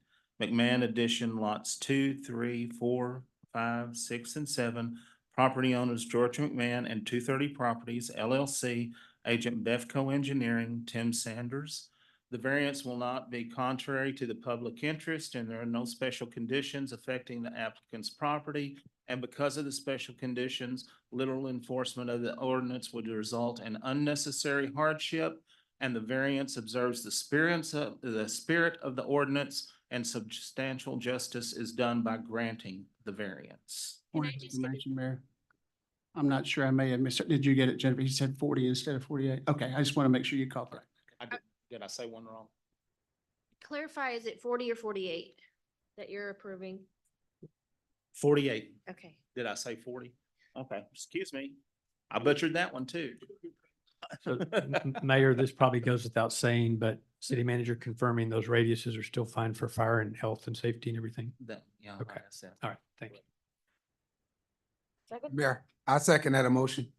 Okay, motion's been made and second. All in favor? 1, 2, 3, 4. Oppose? Motion is approved. We're on number G. Here we go. On a variance request to allow 1,030-foot cul-de-sac access length in lieu of a 400-foot access length as required by the City of Smithfield's subdivision ordinance, Chapter 10A, Article 3, Minimum Design Standards, Section 1.9, dead ends for Woodruff Place subdivision, property ID 16941, A46L, Lomas Acres 2.505, 8717862, 8717861, 8717760, 8717859, 16566, 8717859, McMahon Addison lots 2, 3, 4, 5, 6, and 7. Property owners George McMahon and 230 Properties LLC, agent Bevco engineer Tim Sanders. Council, do you have any questions? Entertain a motion. Okay, I'll make a motion on a variance request to allow 1,030-foot cul-de-sac access length in lieu of 400 feet access length as required by City of Smithville subdivision ordinance, Chapter 10A, Article 3, Minimum Design Standards, Section 1.9, dead ends for Woodrow Place subdivision, property ID 16941, A46 L Loomis Acres 2.5.0 or 2.505, lots 2, 3, 4, 5, 6, and 7. Property owner. Hold on, back up. You missed it. I missed the 8717862, 8717861, 8717760, 8717859, 16566, and 8717858. McMahon Edition lots 2, 3, 4, 5, and 6, and 7. Property owner George McManus and 230 Properties LLC, agent Bevco Engineering, Tim Sanders. The variance will not be contrary to the public interest, and there are special conditions affecting the applicant property. And because of the special conditions, literal enforcement of the ordinance would result in unnecessary hardship, and the variance observes the spirit of the ordinance, and substantial justice is done by granting the variance. And a second. Mayor, I second that motion. A motion's been made and seconded. All in favor? 1, 2. Deny? The motion is approved. On a variance request to allow block length greater than 600 foot as required by the City of Smithfield subdivision ordinance, Chapter 10A, Article 3, Minimum Design Standards, Section 4.0, blocks for Woodruff Place subdivision, property ID 16941 and A46L, Lomas Acres 2.505, 8717-862, 8717-861, 871760, 8717-859, 16566, 8717-859, McMahon Additions Lots 2, 3, 4, 5, 6, and 7. Property owners George McMahon and 230 Properties LLC, Agent Bevco Engineer Tim Sanders. Council, do you have any questions? I'll entertain a motion. I'll make a motion on a variance request to allow block length greater than 600 foot as required by City of Smithfield subdivision ordinance, Chapter 10A, Article 3, Minimum Design Standards, Section 4.0, blocks for Woodrow's Place subdivision, property ID 16941, A46L Loomis Acres 2.505, lot 8717-862, 8717-861, 871760, 8717-859, 16566, and 8717-858. McMahon Addition lots 2, 3, 4, 5, 6, and 7. Property owner George McMahon and 230 Properties Limited, Agent Bevco Engineering, Tim Sanders. The variance will not be contrary to the public interest, and there are special conditions affecting the applicant's property.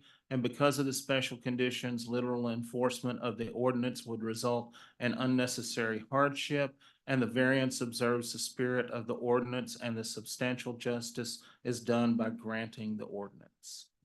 The variance. Mayor, I second that motion. A motion's been made and seconded. All in favor? Opposed? Motion is approved. Aye. Right? On a preliminary plat for Woodruff Place subdivision, property ID 16941, A46L, Lomas Acres 2.505, 8717-862, 8717-861, 871760, 8717-859, 16566, and 8717-858, McMahon Addition, lots 2, 3, 4, 5, 6, and 7. Property owners George McMahon and 230 Properties LLC, Agent Bevco Engineers. Council, do you have any questions? Mayor, I'll make a motion on a preliminary plat for Woodrow's Place subdivision, property ID 16941, A46L Loomis Acres 2.505, lot 8717-862, 8717-861, 871760, 8717-859, 16566, and 8717-858. McMahon Addition lots 2, 3, 4, 5, 6, and 7. Property owner George McMahon and 230 Properties LLC. Agent Bevco Engineering, Tim Sanders. The variance will not be. Nope. Oh, I don't need that one, huh? Not today. Oh, thank you. I've got 8717. I don't think I'll get it out of my brain now. You make me a copy of it. Somebody stole my copy. Okay, I'll second that motion. all right, motion been made and second. All in favor? 1, 2, 3, 4. Opposed? Motion is approved. Number 12, discussion and action on a resolution appointing the city manager as the chief executive officer and authorized representative to act in all manners in connection with the Department of Energy Grid Resilient Grant Project and committing to the city to provide matching funds to secure and complete the DOE Grid Resilient Grant. Council, mayor, and citizens, thank you for going through that last Bueller. That was a lot, so. And thank you, Councilman Jenkins. I think you should become the official variance reader. Okay, council, mayor, citizens, this particular resolution will allow me, the city manager, to act on all matters in behalf or involving the Department of Energy Grid Resiliency Grant administered by TDM, Texas Department of Emergency Management. Basically, there's a pool of $150 million that will be spread out over 5 years for eligible projects. And the project we're looking at for consideration of this grant application would be to replace all of the overhead lines in the alley behind Main Street from Loop 230 back to First, and improve the resiliency of our feeder line SL50 that connects to this particular network of electrical wires. And 7 years ago, we had a couple of storms that knocked out power. The material from the roof actually got caught into these wires and cut power out. So if we can bury these lines and improve the overall power of the SL50 feeder coming in, it will meet the objectives of the grant. So again, approving this resolution will allow the city manager to act on behalf of the city of Smithfield's interest during the application and approval process of this grant. Question? Mhm. Didn't, Hold on a minute, we got, Yeah, Mayor. hey, chief. Calm Somebody- down, Mayor. You have to calm them down. What's going on? Just, I just want a little more quiet back there. Okay, go ahead. I understood from reading some of the content that it also would be a positive influence on economic development because we have one property owner that's interested in developing 2 properties, but this is a prerequisite for him to have buried electrical lines prior to committing to that project? Yeah, that's correct. Good point. The individual wants to build a facility with a rooftop garden. And obviously having electrical lines dangling as you're looking out at the landscape of the city of Smithfield would be a problem for him. If indeed we do get the grant, I think he could do a letter of intent that he would actually finish the building. Cool. Is this Sid Millspaw? Yes, sir. Okay. I have had some conversations with Mr. Millspaw in the past, and you've worked with him too. There's been building zone for a long time. Is he also the one that entered into the 380 agreement on the vacant lot next to the old Playhouse a number of years ago, back when you were on council, and did not follow through expanding that building? And as a result, he was able to buy that lot for half of the tax value from the city. Is that the same one? That is correct. Okay. I would just be really, really careful. I know this conversation's come up before, and you've done a really good job with 380s where you make them do something before they get reimbursed as opposed to giving them money. I do not want the city to enter into deals where we spend millions and hundreds of thousands of dollars to improve the value of real estate property with the expectation that they're going to bring jobs or tenants, make them bring the jobs and the tenants first, and then we'll give them their money. So the funding for the match, if I may, Mayor, we're going to have to anticipate budgeting that in the next 2 to 3 years. This is correct. The next topic is Mr. Coleman from Langford will be presenting, but to answer your question, yes, this is correct. It's a 49.12% match on whatever the project ends up costing. And we do not have a firm estimate yet. We have a ballpark, but we don't have an engineering yet on this particular project. So we're counting on future councils to agree with the decision and to fund this. And I know that's that's a hypothetical question. I'm just trying to understand. I'm all for this. I'm all for economic development. I'm all for taking the utilities underground. I just want to make sure we're not putting a future council in a bad spot when they've got to come up with a $500,000 match or the program. All we're dies. trying to do right now, I want to make sure I understand, we're just trying to authorize you to act under our direction to go try to secure a grant, we will then have obviously the decision whether to opt in or take it or not. And at that point, when we'll commit funds. That's correct. Okay, yeah. And they need to also comment, Robert, that we can back out with no repercussions at some point, and this is at least 2 to 3 years down the road to even One to get 2 the- years. So Correct. we would maybe have time to find that funding for match. Speak to both of those. First, the source of the Why money. don't you go ahead and is- introduce yourself, sir? I'm sorry. Thank you. Mr. I'm Kevin Kevin Coleman Coleman. with Langford and Associates. I'm Langford Community Management Services. This is flow-through money from the DOE that's going through TDM. I think you probably all have read that. To answer your specific question, a lot of times there are penalties applied to funding groups that if you successfully get a grant and turn it down, we don't see that in this particular grant. This is one-time money that rarely is available to cities that own utilities, electric utilities. And so if there is a penalty, it'll only be to this program, which won't come back to you guys ever again. That's the shortest answer I can give to you. Right, very low risk that that's going to bite back. Okay.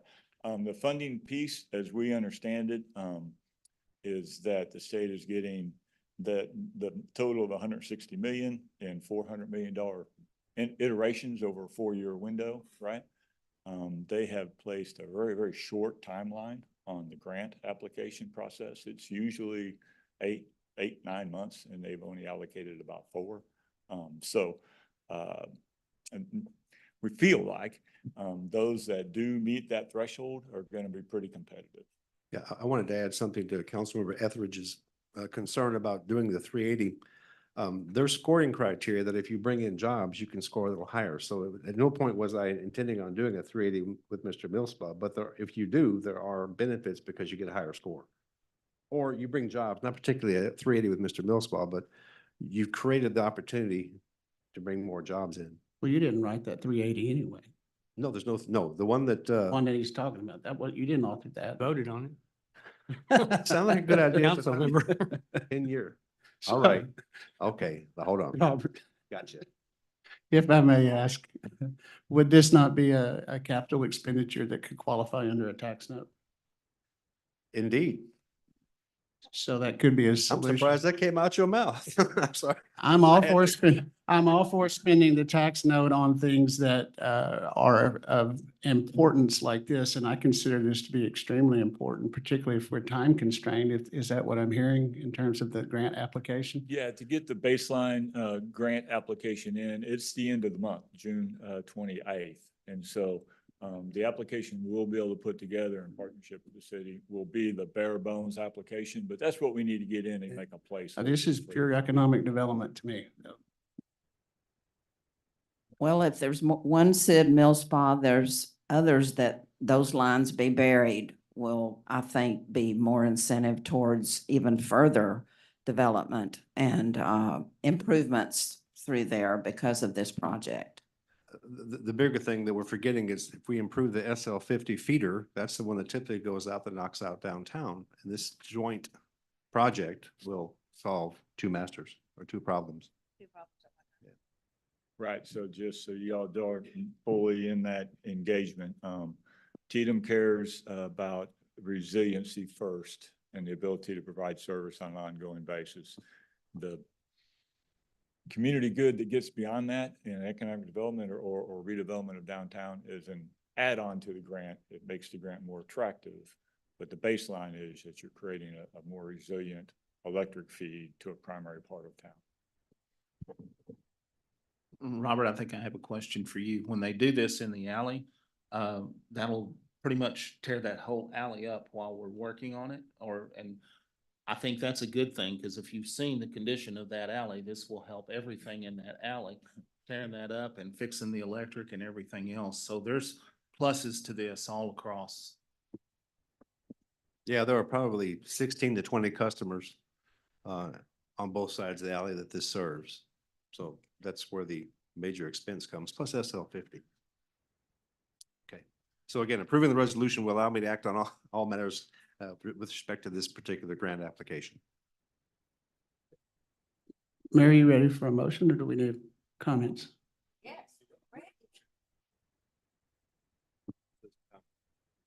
Got citizen comments?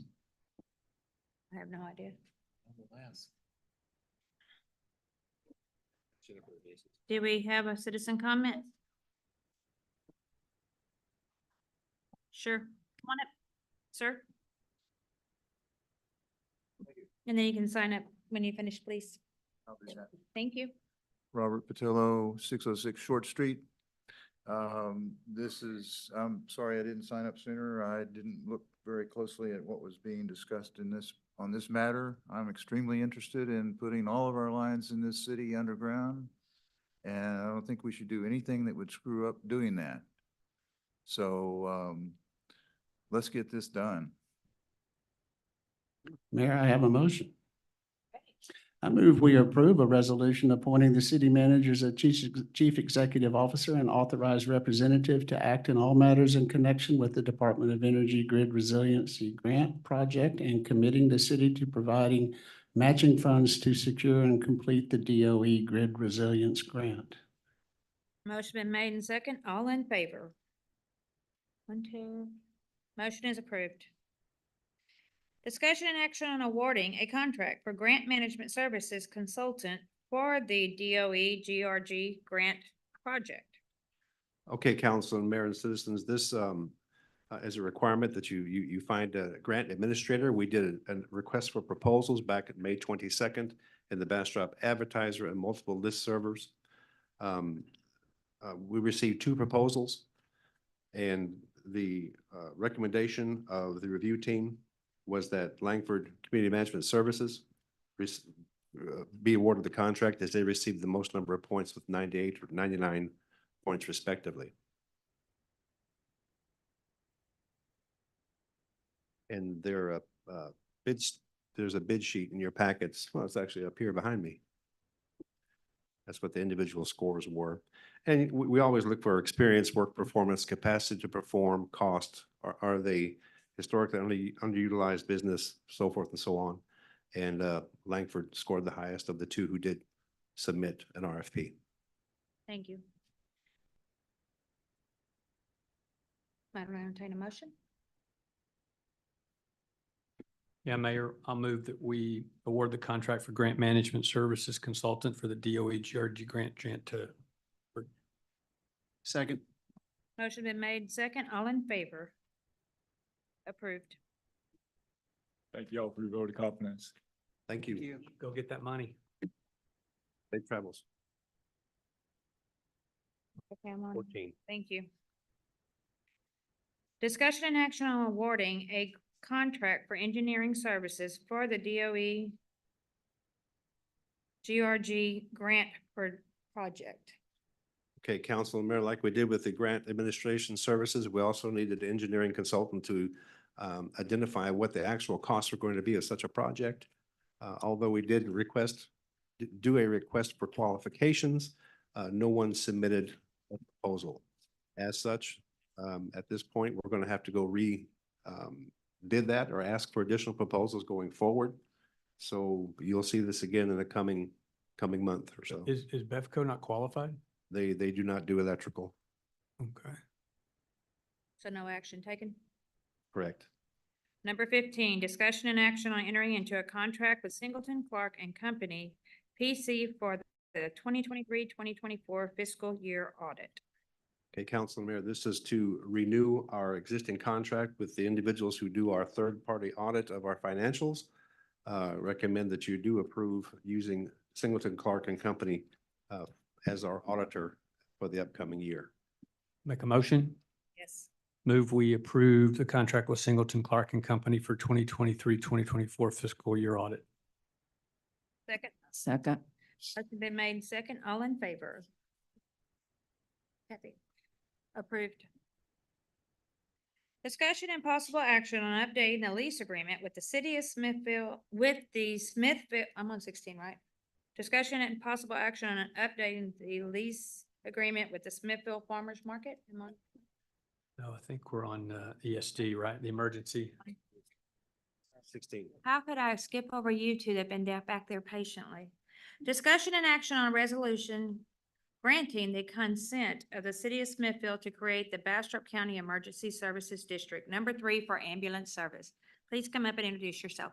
As they're coming up, I'll give you the background of this. The Bastrop County did receive a petition of 100 qualified registered voters for the creation of a possible ESD number 3. The petition will actually put the measure on the ballot in November. Should that measure pass, an ESD will be created as an ambulance district. Be advised that it will raise the Bastrop County portion of your taxes, 10 cents per $100 valuation. What these gentlemen are here doing today, Mr. Preston McGrew and Caleb, it's got your last name. This is Paul Hightown. Oh, what happened to Caleb? Caleb is actually at a different meeting tonight. Oh, okay. Competing priorities.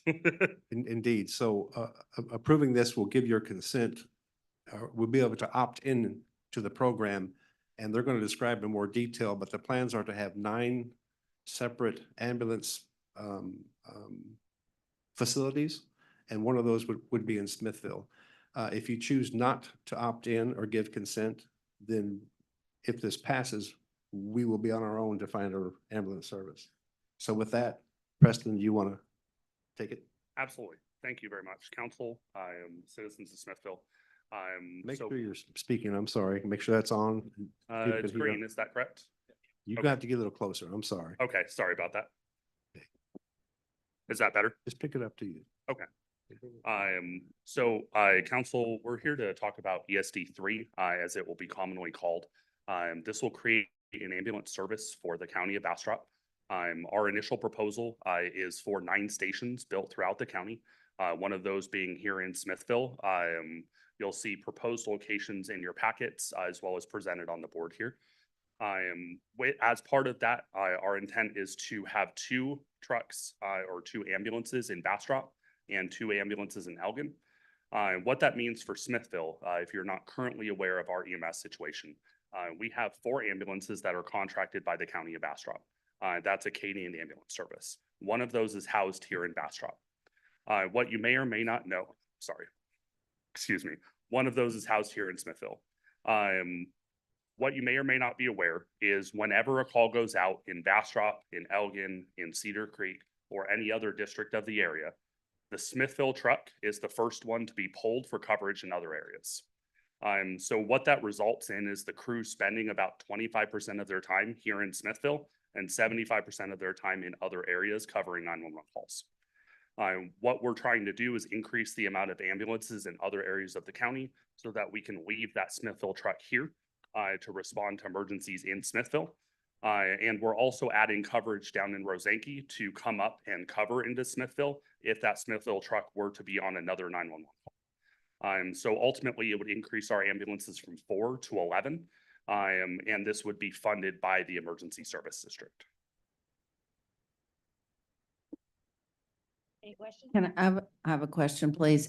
How much reduction time would there be in response? I mean, obviously, if we have Massive. one dedicated to Smithville, correct? It would That's still go out when it's not needed here, or it would just serve the specifically Smithville? So I cannot say that it would never leave Smithville, because obviously if there's a major emergency somewhere else, it's gonna leave. But adding 11 trucks in the county versus 4 greatly reduces the amount of times that would happen.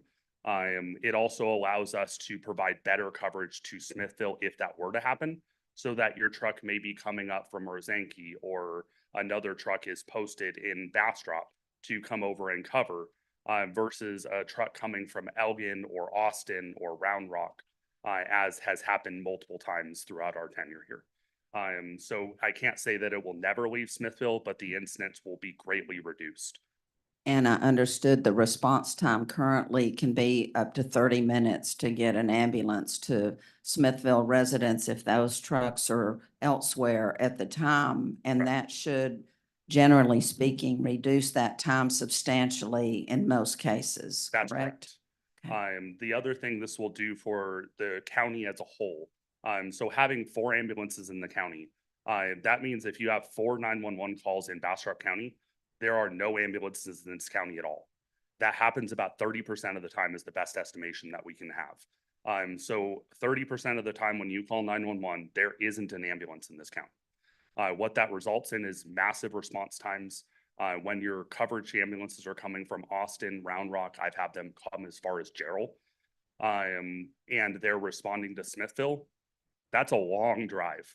And if you're having a heart attack, that's not really comforting knowing that your ambulance is an hour and a half out from your house. We can obviously call air assets, but those are weather dependent. So if you have a major storm coming in, which we love to have in Texas, those air ambulances cannot fly. So this would greatly reduce that instance in the county. Obviously, we can't guarantee it will never happen, but having 4 ambulances versus 11, we think is a lot better proposal. I agree with you. Couple questions. One is today you have, I think there's 4 ambulances in there are under contract with a private company. So if this ESD is created and you have 11 ambulances, does this new entity own and operate those ambulances, and are the employees of the ESD? Yes. So we will no longer be outsourcing to private companies. We'll all be owned, operated ambulances and equipment ourselves. That's correct. And it will result in creating about 75 jobs here in Bastrop County. Second thing is the, Robert explained, if you don't approve this and it gets approved, then we're not part of it. If we opt in or if we consent, which I think is what we're being asked to do, and it goes to the November election and it passes, then we are in. We are committing tonight to be in if it passes in November. So that is correct. I do want to give a point of clarification as far as the legislative process for that goes. So there's 2 approvals that happen here. So there's the council's approval that we're asking for tonight. That approves it to go on to the ballot. Once it goes on to the ballot with Smithville included, the county as a whole has to approve the measure. And then the city of Bastrop residents have to approve the measure as well as a separate canvas to the county as a whole. So your citizens could vote to opt out of this service. You mean Smithville, right? Yes, Not Bastrop. that's correct. So the county votes and then Smithville I'm will sorry, I vote. did that Yeah, again. yeah, that's all right. I think I understood. I just want to be clear. We're going to have two bites at the apple. We're Yes, going to be able to vote as Bastrop County citizens in November, correct. and then we'll be able to vote again as Smithville citizens. So it will be part of the same election. So your vote yes or your vote no will count twice. It'll be 2 canvases. So you'll have Bastrop County that gets counted, and then you'll have each of the cities separately counted to determine whether their citizens wanted to opt in for the ESD. Any other questions? Entertain a motion? No, I have a question. I want to make clarification. Sorry for putting you on the spot. No, you're fine. What does this do for the non-emergency transport that AMR and Acadian are fighting for? Are you guys going to fulfill that as well? So we would have the ability to fill it, but it doesn't actually have a direct effect on that. So we are not asking for a franchise agreement in this ESD proposal. We would be able to help fill the need for non-emergency transport if that was necessary, mostly on an emergent basis. So if they have a stroke that comes into the ER that needs an immediate transport versus a person that has a toe that's been infected for 2 months and they need to go for higher care in Austin. Those are different levels of priority. But it does not have any direct effect on those contracts. Those would still be available to AMR or Acadian or what have you, as there's not a franchise agreement built into the CSD. Good. And this is limited specifically to ambulance and would not be expandable to include fire, right? That is correct. Our charter will be specific to ambulance transport services. Anybody else have a question? Entertain a motion? Mayor, I move approval of a resolution granting the consent of the city of Smithville to the creation of a Bastrop County Emergency Services District Number 3 for ambulance services. Motion is made in second. All in favor? 2. Approved.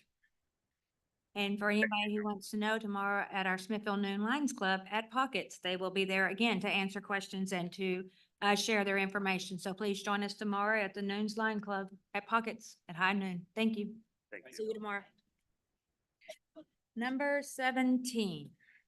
Discussion and possible action on updating the lease agreement with the Smithville Farmers Market. Hello, Courtney. While Courtney's coming up, I'll set this up for the audience and the council.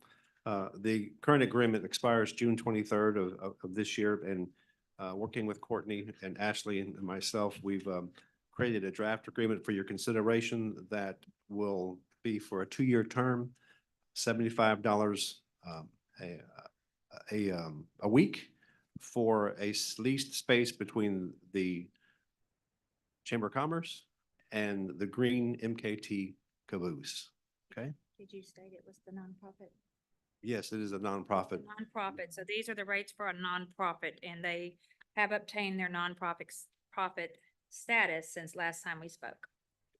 So, Courtney? Okay. Are we just talking about the lease? Or do you No, want like an you, update? I'm sorry, you were going to, let me back up.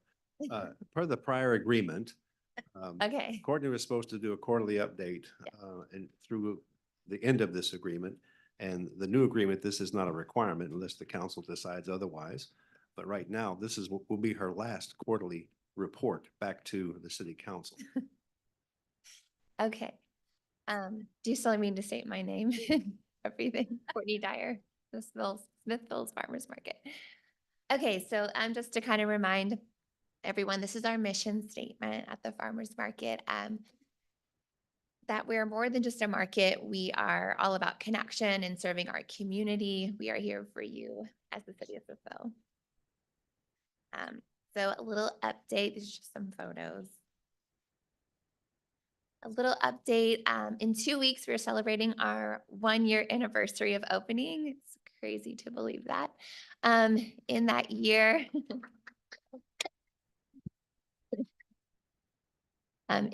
we've increased vendor participation. We started with 9 vendors on opening day. And now we have closer to 20 each weekend. And the number of vendors who are now participating weekly has also increased, so that's exciting. We also have worked to plug vendors for various other community events. We connect local restaurants with our ag producers to source farm fresh ingredients. We provide a community hub for Sundays in downtown with live music, family-friendly activities. We've co-hosted some events with other Smithville groups. And we recently launched our SNAP and nutrition incentive program that can double their dollars for free produce. So what's on the horizon? We're now looking into how we can get another national nutrition incentive program for seniors. It's utilized in other states, but it's not very well represented here in Texas, so we're trying to change that.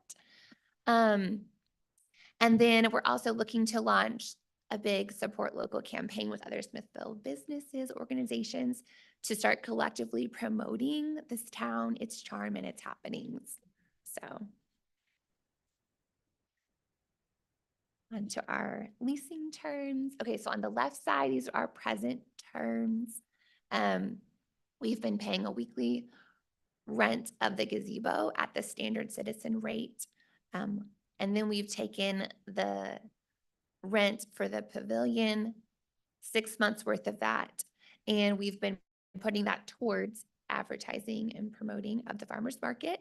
And we give these quarterly reports, and that it includes our estimated numbers of vendors and the customers that shop at market. So I submitted those 2 reports in email with the last 2 quarters from January up until now. And then I've also sent you my budgeting plan for how I spent that. It comes to $1,800. Was also shared with you as well through email. So on the right side, these are the new terms that we are proposing. While I'm extremely grateful of these terms we've been presented with for the past year, we're ready to spread our wings and fly a little on our own. So I'm asking that we drop those in lieu of terms. We want to renew for a 2-year paid contract of both the gazebo and the pavilion at the nonprofit rates. And we're asking to drop this quarterly report and just to keep our data in-house for our nonprofits use. And I am asking permission for permanent signage at Railroad Park while the farmers market is a thing, at my expense, of course, and to be able to promote it throughout downtown as well. So, so those are the terms that we'll be discussing. And then I just wanted to kind of leave y'all with this. 2 weeks ago, we just had this beautiful moment. It like brought my vision full circle. We had the farmer's market going. There was live music. The Smithville Yarn Bombers were there to present their mural. And we also co-hosted an event with Keep Smithville Beautiful, where we had a bike repair event going on. And it was just so cool because there were so many things going on in town and things for people to do. And it just like totally warmed my heart. So I want to leave you with this. The Smithville Farmers Market has evolved into this beautiful thing. And I think, and I hope you would agree, that it adds value to our town. It takes a village to do this. And again, I want to thank you for standing beside me, for your words of encouragement, for your constant check-ins at market to see how I'm doing, for your just full-on support, to have you backed behind this. Yeah, thank you for being a part of my team. And please don't hesitate to reach out if there's anything I can do for you and the city of Can I say Smithville. something? I was reminded when I read the agenda, it was, what was it, 18 months, 12 or 18 months ago? I can't remember when you first came, but I was proud to be the one that came to the council and tried to get the ball rolling. Ted LaVue, Jeannie Ralph, and Fred Beck were the first 3 board members. For those that remember, we created a task force, Courtney came, and this was like a venture capital play. It was like invest in Courtney. That's what this was. And you have done a wonderful job. I know I see a lot of people in the audience that we also see at Farmers Market. It has grown. The numbers show that. Your energy is infectious. It's good for the city. And also want to thank Robert and Ashley for their role in working with the council and trying to make this happen. I think this is a real success story. And I think that this thing can go really, really far with Courtney at the helm. Thank you. Additional comment, Mayor?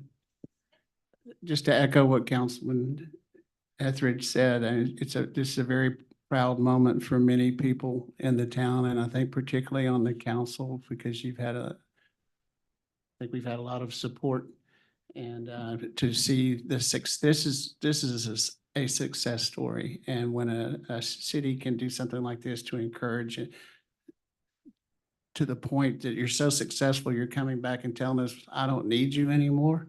And hey, can I have a sign? I want to pay for it too. I think it's phenomenal. So congratulations. And I'm certainly proud, along with my council colleagues, to have been a part of this. Yeah. So tell us about the sign.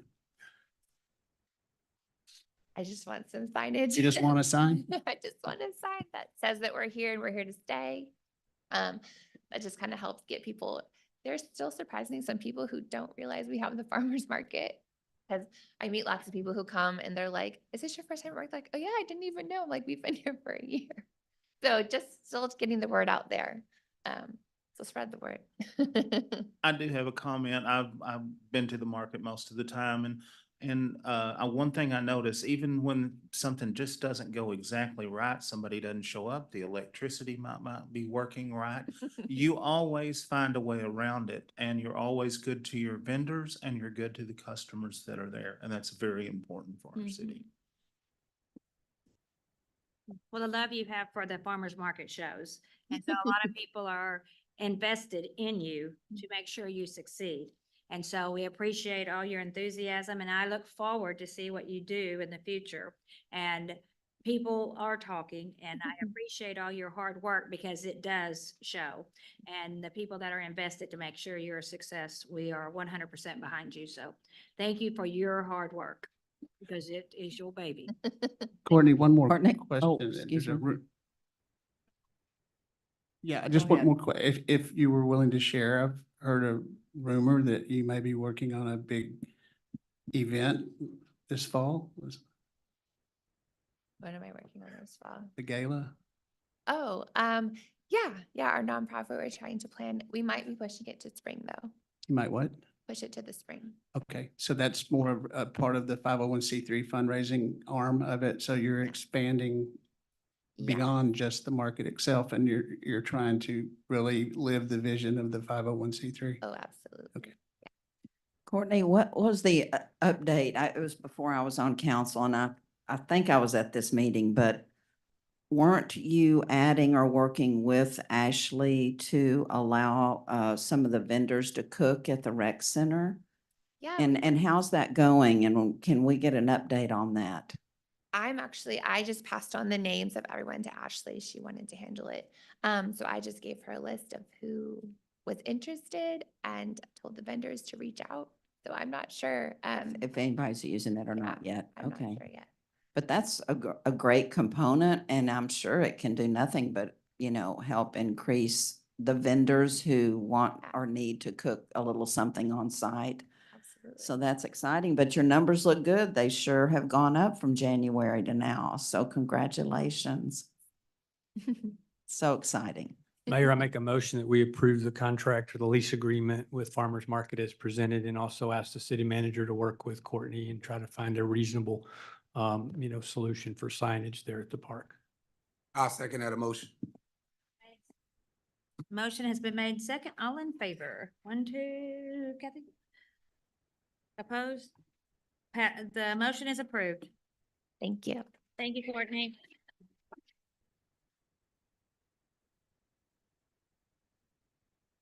Discussion and action on reappointment to the Planning and Zoning Commission. Where are these excited people?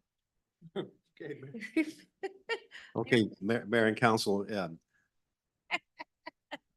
commensurate with the election of the mayor, there are two boards or commissions that have to be reappointed and appointed. One is the Planning and Zoning, the other is the Long Name Committee. We'll take the Planning and Zoning first. Planning and Zoning is a 5-member commission that is comprised of citizens that have to be registered voters, taxpayers. There was a concern a year and a half ago regarding too many of the same people serving on multiple boards and the request to diversify. So we've done some board thinning, if you will. The recommended reappointments and new appointments are as follows. Derek Gutierrez, reappoint as the chairman. Caroline Noya as the vice chairman. Nancy Catherman, reappointment. And Lee Kilgore, reappointment. And the new member is Mr. Philip Slaughter. After speaking with many individuals who expressed a desire to serve on the Planning and Zoning Commission for whatever and various reasons, 2 or 3 of those folks have dropped off, and Philip is the one that remains. Others will consider joining in the future as their work-life balance will allow. And at this time, I have a few awards for our dedicated planning and zoning people. The first one is going to go to Caroline Noya. Special thanks for 6 years of dedicated service. You're on. That's the start presentation. It's Monica. Monica's the one that's coming off. We're talking about P and Z. Sit down, bus ride. Okay, sorry, I let the cat out of the bag. Sorry.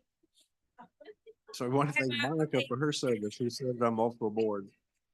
Monica's going to remain the chairman of the Long Name Committee. So we wanted to recognize Monica Poss for her service on the P and Z for 2 years. Yes, Monica Paz, presentation from Smithfield to Monica Paz. Special thanks for 2 years of dedicated service on the Smithfield Planning and Zoning Commission Board. Your time and energy greatly help benefit the people and its services. And I will find Monica tomorrow and present this to her, and we really appreciate everything she has done.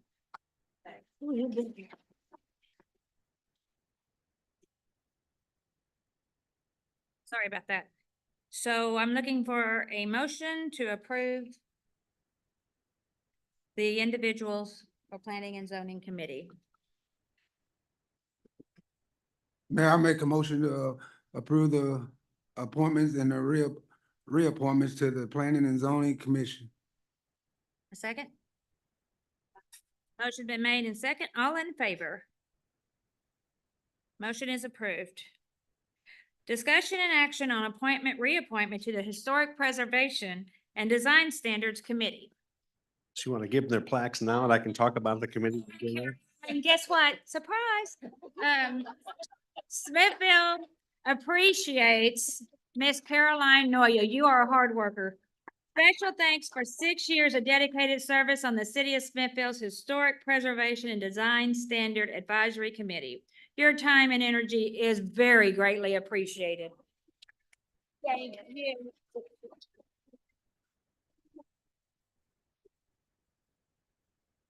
Miss Nancy Catherine, you know we cannot forget you. Ta-da. Appreciation certificate to Nancy Catherman. Special thanks for 12 years of dedicated service on the City of Smithfield's Historic Preservation and Design Standard Advisory Committee.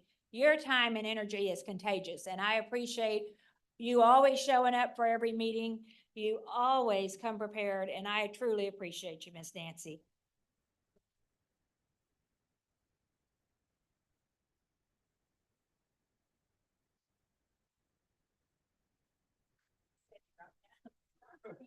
Thank you. Thank you. Right. Okay, now you can. Yeah. Okay, this is the long name committee. That's why we say it instead of the Historic Preservation and Design Standards Advisory Committee. It's called the Long Name Committee. Consists of 9 members. 3 members are from community organizations, and there are 6 at-large members. So the following appointments, reappointments, I am recommending you consider. This is one of those that the mayor recommends. The planning and zoning is one of the only other ones that the city manager recommends approval for, other than the airport advisory board. So without further ado, the following members are for your consideration. Representing the organizational participation, Heritage Society, Mr. Leroy Barron's reappointment. Chamber of Commerce, a new appointment, Ms. Erica O'Neill. The Cultural District, Bonnie Joplin. The following names are at large for your consideration.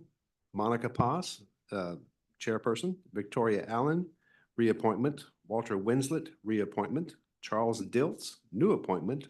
David Campa, new appointment. Michelle Nelson, new appointment. The requirements for service here is that you live in the city limits or you're a business owner. Want a motion? Yes. Mayor, move that we approve the recommended appointments of Leroy Barron's, Erica O'Neill, Bonnie Joplin, Monica Paz, Victoria Allen, Walter Winslet, Charles Diltz, David Campa, and Michelle Nelson to the Long Name Committee. I second that motion. Motion's been made in second. All in favor? 1, 2. A motion is approved. Discussion and action, reappointment to the Smithfield Workforce Training Center Board. Okay, Council Mayor, we currently do have a 7-year memorandum of understanding with the Smithfield Workforce Training Center. Part of that requirement was that the city provide 2 city-appointed, or the Workforce Training Commission allow the city to provide 2 appointments. And those recommendations are listed below. Ms. Joanna Morgan, reappointment representing the city. Ms. Trill Strube, reappointment representing the city.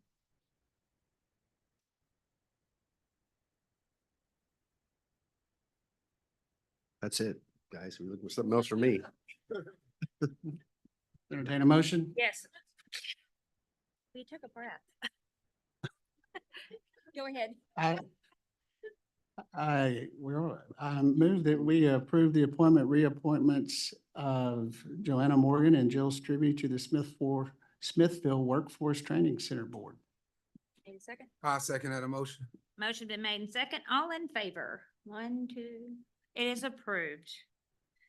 Discussion and action on facility usage agreement between the City of Smithfield and the Smithfield Little League to use a baseball, softball field. Where is our Little League? In case you haven't been following our Little League, we had some winners.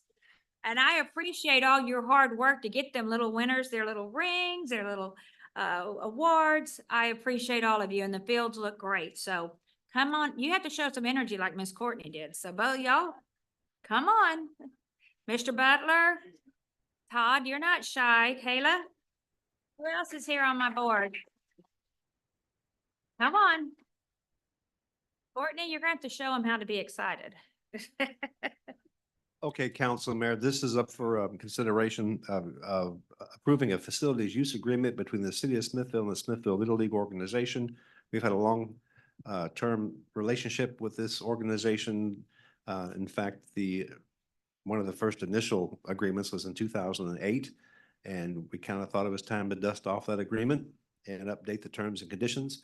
You'll be considering a 5-year contract with a 1-year renewal with shared fees, shared maintenance work on both parties. Those responsibilities are listed in the agreement. Basically, the Smithfield Little League would pay $150 annual fee and have use of the Dennis Walker fields next to MLK Park, as well as Riverbend Park and Calberg based upon availability and no conflict with soccer tournaments. That's basically it in a nutshell. We have a bunch more work to do with the concession stand, but that's not what we're talking about right now. We're talking about approving the facilities use agreement. Alan, anything you want to add? Sure. Well, you can block a whole evening for the capital improvement projects, but I appreciate council having us out here today. I've worked with Robert and Ashley and Edward a little bit, I think since February or so, when we kind of hashed all this out. So everything in that agreement that was presented to you is what we're asking for. I think we all came to agreements, and we asked for a few things that we probably weren't going to get, and that's all right. But I think we're good where we are. So we appreciate all the support you guys have given us this past year, at least since I've been taking over as president. You have anything else to add? All right, any questions? Yeah, I just wanted to say, we did approve $50,000, if I'm not mistaken, for Little League as part of our annual budget. Has any of that money been spent, or is that earmarked for some of the improvements that are covered under the CapEx part of this agreement? Those are all, 50,000 is earmarked for the CapEx improvements, concession stand, cameras. Correct. So I believe those are part of the next series of meetings that we'll be having with Robert and other city staff to get a plan for those capital improvements. So, when do we think those dollars will be spent? Before the next budget cycle starts? Not certain. They're still raising money. Money's coming in like candy from Willy Wonka right now, which is good because we want a good concession That's stand. popcorn. Okay. That's where the big money is. Yeah. But no, I guess to answer your question, Tom, the way forward for us at this point, I believe, is the biggest, there's two main points for me is we need to get a design plan finalized that includes plumbing, electrical, and everything that's needed to build a facility out and based on what we can physically do. And then the second component would would be, since we have funds at this point, and talking with Jill quite often and previously about grant funding, we do have a pot of money, $76,000 worth between bits and pieces, which Sharon helped us get a grant there for $5,000, the $21-ish thousand that Lions Club awarded the Little League, and then plus the $50,000 tax note. So now would be the time, in my opinion, to move forward on finding out what our master plan is, because we have matching funds. So instead of just building a concession stand, exhausting those funds, let's take advantage of the opportunity while it presents itself to get. So when we toured, you and I went out and toured the fields, all of that is part of what you'll be working on in phases? Can be, yes, there are definitely going to be phases to what we can do unless we can find a way to get more and get it all done at once. All right, great. Thank you. Question, Alan. Yes. Part of when we were discussing the allocation of the tax note, the 50,000 for this, you and I talked about the ability to create an environment where we can host tournaments and stuff going forward as an economic development element. Is that part of your planning, or is it something that you need to incorporate in the next few meetings? Very I'd like much- you to keep your eye on that ball is what I'm saying. Absolutely, very much could and should be. And when we're ready for that, we have invited our district administrators to come to the council to address what's needed for those fields to be able to hold sectional and regional tournaments. Awesome. We did hold district tournaments, correct? So our facilities meet basic requirements to play regular season and to host some district tournaments. There are some district tournaments this year we had to turn down because we don't have facilities that meet the requirements for Little League. Well, hopefully we'll be addressing that during economic development in the budget process, where we can finally get maybe some hotel rooms around here too, to help support that. So Potentially, that'd be Yeah. great. Part of what I want to use, what we need to use the 50,000 for is hiring an architect to do the MEP plans and then manage the project. So we're still working for that, but unlike a construction bid, you don't have to go out for procurement if it's not a grant-based procurement for services. So some of that money can be used to hire an architect to build what you want. Correct. Okay? Anything to add? Does anybody want to add anything or have any questions for the Little League? Want a motion? I do. Mayor, I move we approve the facility usage agreement for Smithfield Little League as presented. I'll second that motion. Motion's been made and seconded. All in favor? Motion is approved. Thank you, and we look forward to improving our fields with you. Thank you. Appreciate it. Discussion and action on updated boards and commission handbooks. Okay, Council Mayor, you have a, Can you care if I interrupt? This came out, there was a lot of stuff coming to all of us over the weekend. Robert and staff worked really hard. We were getting hundreds of pages of stuff on Friday afternoon, starting at 5 PM, all the way through this afternoon around 3:30. And I know there's been a lot of public input and comments about code of ethic, whistleblower, things like that. I would propose that my colleagues consider postponing discussion and action on this until the next meeting, so the public actually has a chance to look at this, because I don't think a lot of people have even had a chance to get to it. And Mayor, if, I would love to be able to make a motion and see if I could get some consensus on that. I'd like to move that we postpone discussion and action on this to the next meeting to allow the public more time to look at it. Second. a point of clarification. All these started coming to you on the 5th of June. You received a bunch of updates, but. But the public didn't. Correct. And we get changes, Robert. We get red lines, we get changes, and we have to go back through and look at. Again, I'm not complaining. I think the volume of work that was produced was massive. This is online, correct, Jennifer? No. We can put it, yeah. Yeah, I read it, but let's just postpone it till next month so the public has a chance to look at it and they can formulate thoughts. So we've got a motion, I think, and do we have a second? I've had 2 calls and 2 texts today asking for more time to review it from citizens. So there's definitely an interest out there, and I certainly have seconded and agree with postponing this. So we'll table it. Item 22 will be. Mayor, we're not asking to table, we're postponing. Yeah, date specific, right? This is a motion to postpone date specific. Yeah, that's my motion. Yeah, I move that we postpone it to the next meeting. Motion made and seconded. Vote. So You have to vote. Has been postponed. Motion's been made and seconded. All in favor? Approved? Is the words right? Thank you. Discussion and action on an ordinance to allow the United States Postal Service to travel in either direction on the one-way on Bishop Turney, Northeast 9th and Wilk Street to deliver mail.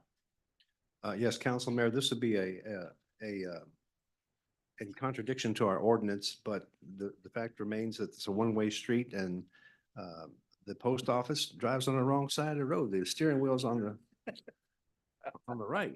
So this will allow them to deliver mail because about 2 weeks ago, they didn't. And you talk about the calls that we received. So this is an exception I'm asking you to approve. You weren't the only one that received the calls, Robert. Trust me. Being a recipient of one of those calls, would you entertain a motion? Go ahead. Can I just ask a safety question? If we're one way and the post office can go the other way, is it incumbent upon them to look out for where they're going? That's not part of our. Chief Repka, you want to address that, sir? I mean, it's just a logical question is if the law says everybody's got to go this way, Chief Well, here he Repka, is.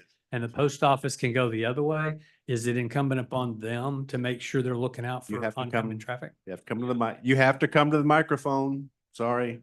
People online can't hear. Thank you. And have they been informed that they're responsible for watching out for other? They people? have. Okay. I had a discussion with the postmaster and the carrier that does that route, and they're well aware. Pretty slow. Now? I'm sorry, because Chief Repka and I had a conversation about this a few weeks ago. Yes, thank you. I move that we approve an ordinance to allow the United States Postal Service to travel in either direction on the one-way on Bishop Turney, Northeast 9th and Wilk Streets to deliver mail. Second. Motion's been made and second. All in favor? 1, 2, 3, 4. Motion is approved. Discussion and action on ordinance to add a stop sign at the intersection of Gentry Street and Woodruff Lane. I do have a public comment on this one. Stephanie Hoffman.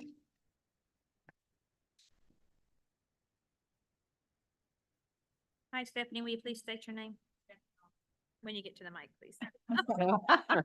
Yes. Thank you. I do what I'm I told to did. do. My bad. Stephanie Hoffman, Woodruff Lane. Stephanie Hoffman, Woodruff Lane. There you go. Okay, so stop signs on Woodruff. There's like the train there. So people are running the yield signs. You're supposed to yield. Yes, I know. That's a yield sign. It's not a stop sign. There's a lot of children down Woodruss, a lot of children. Even behind Woodruss, there's a lot of children. So my whole thing was for the buses. A few kids did almost get hit. People are coming, as we know, every morning for school, the train is blocked. So people are coming fast. I mean, really fast. So I'm just asking for stop signs, just really for safety for the children and for, I guess, people, the other people too, but mainly for the children. So I'm asking for 5 stop signs. I'm asking for First and Bunty. I'm asking for when you come off First and Bunty onto Woodruss, I'm asking for a stop sign there. There's a yield sign there. Take that yield sign down, put a stop sign.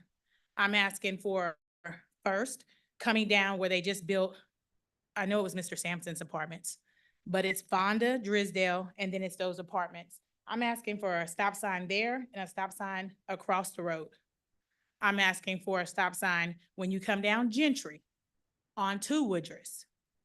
Put a stop sign there.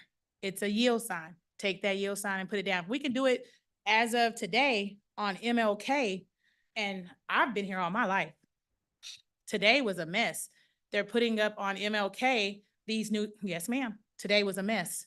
They are. Yes, they're putting up these signs, and here it is, people coming, and you know, no one's driving 30. So they're coming, but you have now your stop signs that was put there today at 2:30. And you're gonna cause a wreck, because I feel like there should have been signs there saying, hey, stop signs are coming ahead, or whatever, just to give the people. Now on Jones, there's a stop sign they just put there, a 4-way. This is all 4-way stops now. So there's a tree there. You can't even see that stop sign until you get right on it. If y'all can do it for MLK for whatever reason it was decided to be done, you can do it for this Woodruss, Bunty, Gene Sampson's apartments that he does no longer own. I don't know who owns them. Vonda, Drisdale. Y'all can do it for those spots right there too.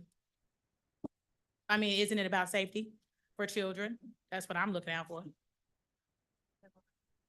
So in addition to the stop signs, are you saying there's a tree that needs to be trimmed because As of today, that the city has put out for MLK, coming from MLK, Martin Luther King Park, all the way down. There's one on Taylor. There's one on Jones. That tree needs to be trimmed. Those limbs are out and you can't even see the sign till you get there. This was like a spare of a moment, I guess, for the city to do this, and it just, I mean, a lot of people ran the stop signs. They didn't realize those stop signs were even there. This is a 4-way now. So that's another situation. But if you can do it for that, you can do it for Woodruss, Bunty, and Gentry. That's all I'm asking. Mayor, point of order. And I appreciate the comments. This is outside the scope of this agenda item. Can we have this addressed? City manager and chief of police? Yeah, yes, you can. Let me give clarification that this, putting signs on MLK, putting signs on Short in Colorado was a measure taken last month at the council meeting. They went up. They have not gone up on Short Street yet, but that's another street where people like to go about 60 sometimes. So it's going to be inconvenience until people get there, but just like we put one on the 3-way stop where old vet place is, where McCurahan used to be. People until they got used to it, yeah, you're gonna have some folks running.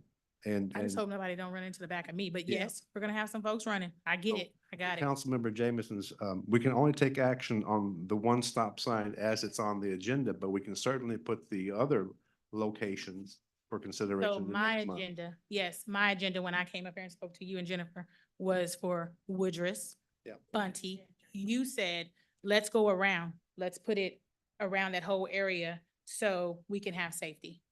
Chief Repka, you want to pitch in here because you also worked on this? Oh, I'm sorry, sir. Go ahead. I worked on. Okay, so in that, I don't remember doing all of it, but yes, this is the one that's being considered tonight. But Yes. we'll we want to verify the locations with you Yes. outside of this meeting, so it goes on next month's agenda, okay? Yeah. Good. Okay. Thank you. Thank you for your comments. Entertain a motion? Mayor, I'd like to make a motion to add a stop sign at the intersection of Gentry Street and Woodridge Lane. Second. A motion has been made second. All in favor? Motion is approved. One more comment to that. I can tell you that Chief Repka has recommended that all yield signs be replaced with stop signs throughout town, just so you know. Yeah, that's good. Keep everyone safe. Thank you. And one more last comment. I drove that today. Yeah, it's 3 stops that you have to make now from Miller, Taylor, Washington, that area. There are 3 stops. If you don't want to stop, go to Loop 230. But it has, and it does slow down people. But yeah, someone ran right past that stop sign because they didn't see it. So it's going to take some time. Maybe we can have some officers just help with that. I'm working with Edward to get some actual flashing. Yeah, temper- you'll have to speak into Working the, with Edward with Public Works to get some flashing lights to temporary, they're very fairly expensive, just to put up there temporarily for a couple of weeks so people get used to it. So thank you. we're working on doing that now, because this won't be the first or last stop sign put up, I guess. Uh-oh. Come back up to the mic, please. I'm not complaining about the stop signs. I want to make that very clear, Robert. I'm not complaining about the stop signs on MLK. I think they drive very fast too. I'm not complaining about that. That's fine. I'm saying if it can be done there, it can be done Woodridge. So let it be written, so let it be done. Let it be done. Thank you. It'll be on next month's agenda. Yeah. I'm good. Let's go to this. This is Cynthia's favorite time, so nobody take away from her. Discussion and action on approval of the financial report. Your leg fall asleep? It's, I'll- Thank God. Okay, you should have received in your packet the May financial report.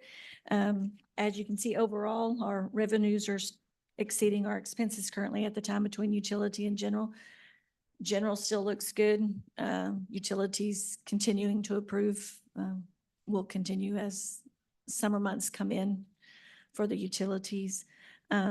Our reserves are still good on the general side, which is where we need to be. We're still at 499,000 to the good. I don't know if y'all have any specific questions. You know I do. Okay, the 2 areas where there's kind of offsets, obviously the recycle, we kind of know the story there. The sales of memberships has really got that juiced up to budget by a lot. I guess we didn't budget anywhere near as many as we thought. We only budgeted, I think, like $7,000 and we're like at 35 or 40. So that's the story there. On the airport, the expenses are really high, but so is the revenue. Are we buying fuel now? Is that what that is? And that's driving it? Yes. Okay, that's explanation. And then if you look at the expense side on the general fund for services, supplies, and materials, we are 150% of budget and 100% of budget for the year, and we're only in May. So if that run rate continues, then street and alley expenses for services and supply and materials is going to probably be 150, and probably be close to 200% over budget. And those dollar amounts are fairly large, 100,000+. Is there a story behind that? You're talking about the street department? It's street and alley, for the general fund, the expense side. On the supplies, you said? It says services Oh, and the supplies. services. Yeah, services were budgeted for the full year for 112 and we're at 170. So we're 150% of budget. We're only in May. And we're at Okay, 100% of supply and materials and we're only in May. So I'm just curious as to whether there's some story there that, did we have to buy something? Is it, I would say it's timing, but if we're 150%. I'm not sure what's, It's not timing. If we're, no, I'm not sure what it. I Maybe can't- contract labor? We I we was can trying take an to action look remember into what we it. did in. the well, could you just streets. check on that? It's not, Yeah. but it's a meaningful amount. Maybe for next time, just make I sure didn't that it's catch- not a I bust. didn't catch that one. Yeah. The supplies is, asphalt and all that kind of stuff, but I didn't catch. I'll look it up though. I can find out and let you know. Okay, and then the only other One was under the utility fund, also electric supplies and materials. It's running quite a bit below. Is that just a timing thing? Because the budget amount is 3.3 million. So being 5 or 6 or 8% under run rate is a pretty meaningful. It's $800,000 to the good. So that's really good. You're running 800,000 to the good in your electrical expense. Is that just timing, you think? Or do you know? No. Okay, I mean. fair enough, fair enough. I'm not trying to put you on the spot, just maybe make a note. I don't know We'll what. check on it. Probably That's a good thing. I was gonna say it's probably like Trans- he's not having to use Yeah. some services or something, because it would be your contract labor, so we might not have had to. Well, supplies and materials would be transformers, Yeah. poles, so forth and so on. So we'll take an action, Yeah, look into that it. one's to the good to about 800 grand. So that's. You're talking about the services yeah, side. That's a good, Yeah, the that's a good guy. services would be your, your, He's talking about supplies and materials. Cynthia, Supplies and materials. Oh. Not services. We'll take the action. okay. Just be nice if you could keep that run rate going. Not transfer, right? Yeah, transfer, that's right. That's it. That's all I had. Anybody else have a question? I'll entertain a motion. Mayor, I make a motion to approve of the financial report. Second. Motion's been made and second. All in favor? Motion is approved. Thank you, Cynthia. We, Plan meeting. Before you go into executive with this, in case they don't. on Wednesday, we all meet back here again for a budget. You have a special call meeting and a budget workshop. We'll be speaking about the short-term rental ordinance, going through that, getting feedback from the citizens and the council as to what it should and shouldn't have in it. And then we'll follow up with a preliminary budget review of where we are now and where we're going to go. That's Wednesday at 5:30, City Hall, 5:30 to 7:30. The next day, Thursday, I believe the 13th will be the next comprehensive planning meeting at the rec center, 5:30 as well, for the key stakeholder organizations that are involved. Thank you. We will now go into an executive session. The city council will hold an executive session pursuant to Open Meetings Act, Chapter 551, Government Code, Furnace, Texas Code annotated in accordance with the authority contained in Section 551.074 to discuss personnel, chief of police to discuss a contract. And our second item will be the city council will hold an executive session pursuant to Open Meetings Act, Chapter 551, Government Code, Vernon, Texas Code annotated in accordance with the authority contained in Section 551.074 to discuss personnel quarterly evaluation of the city manager. Thank you.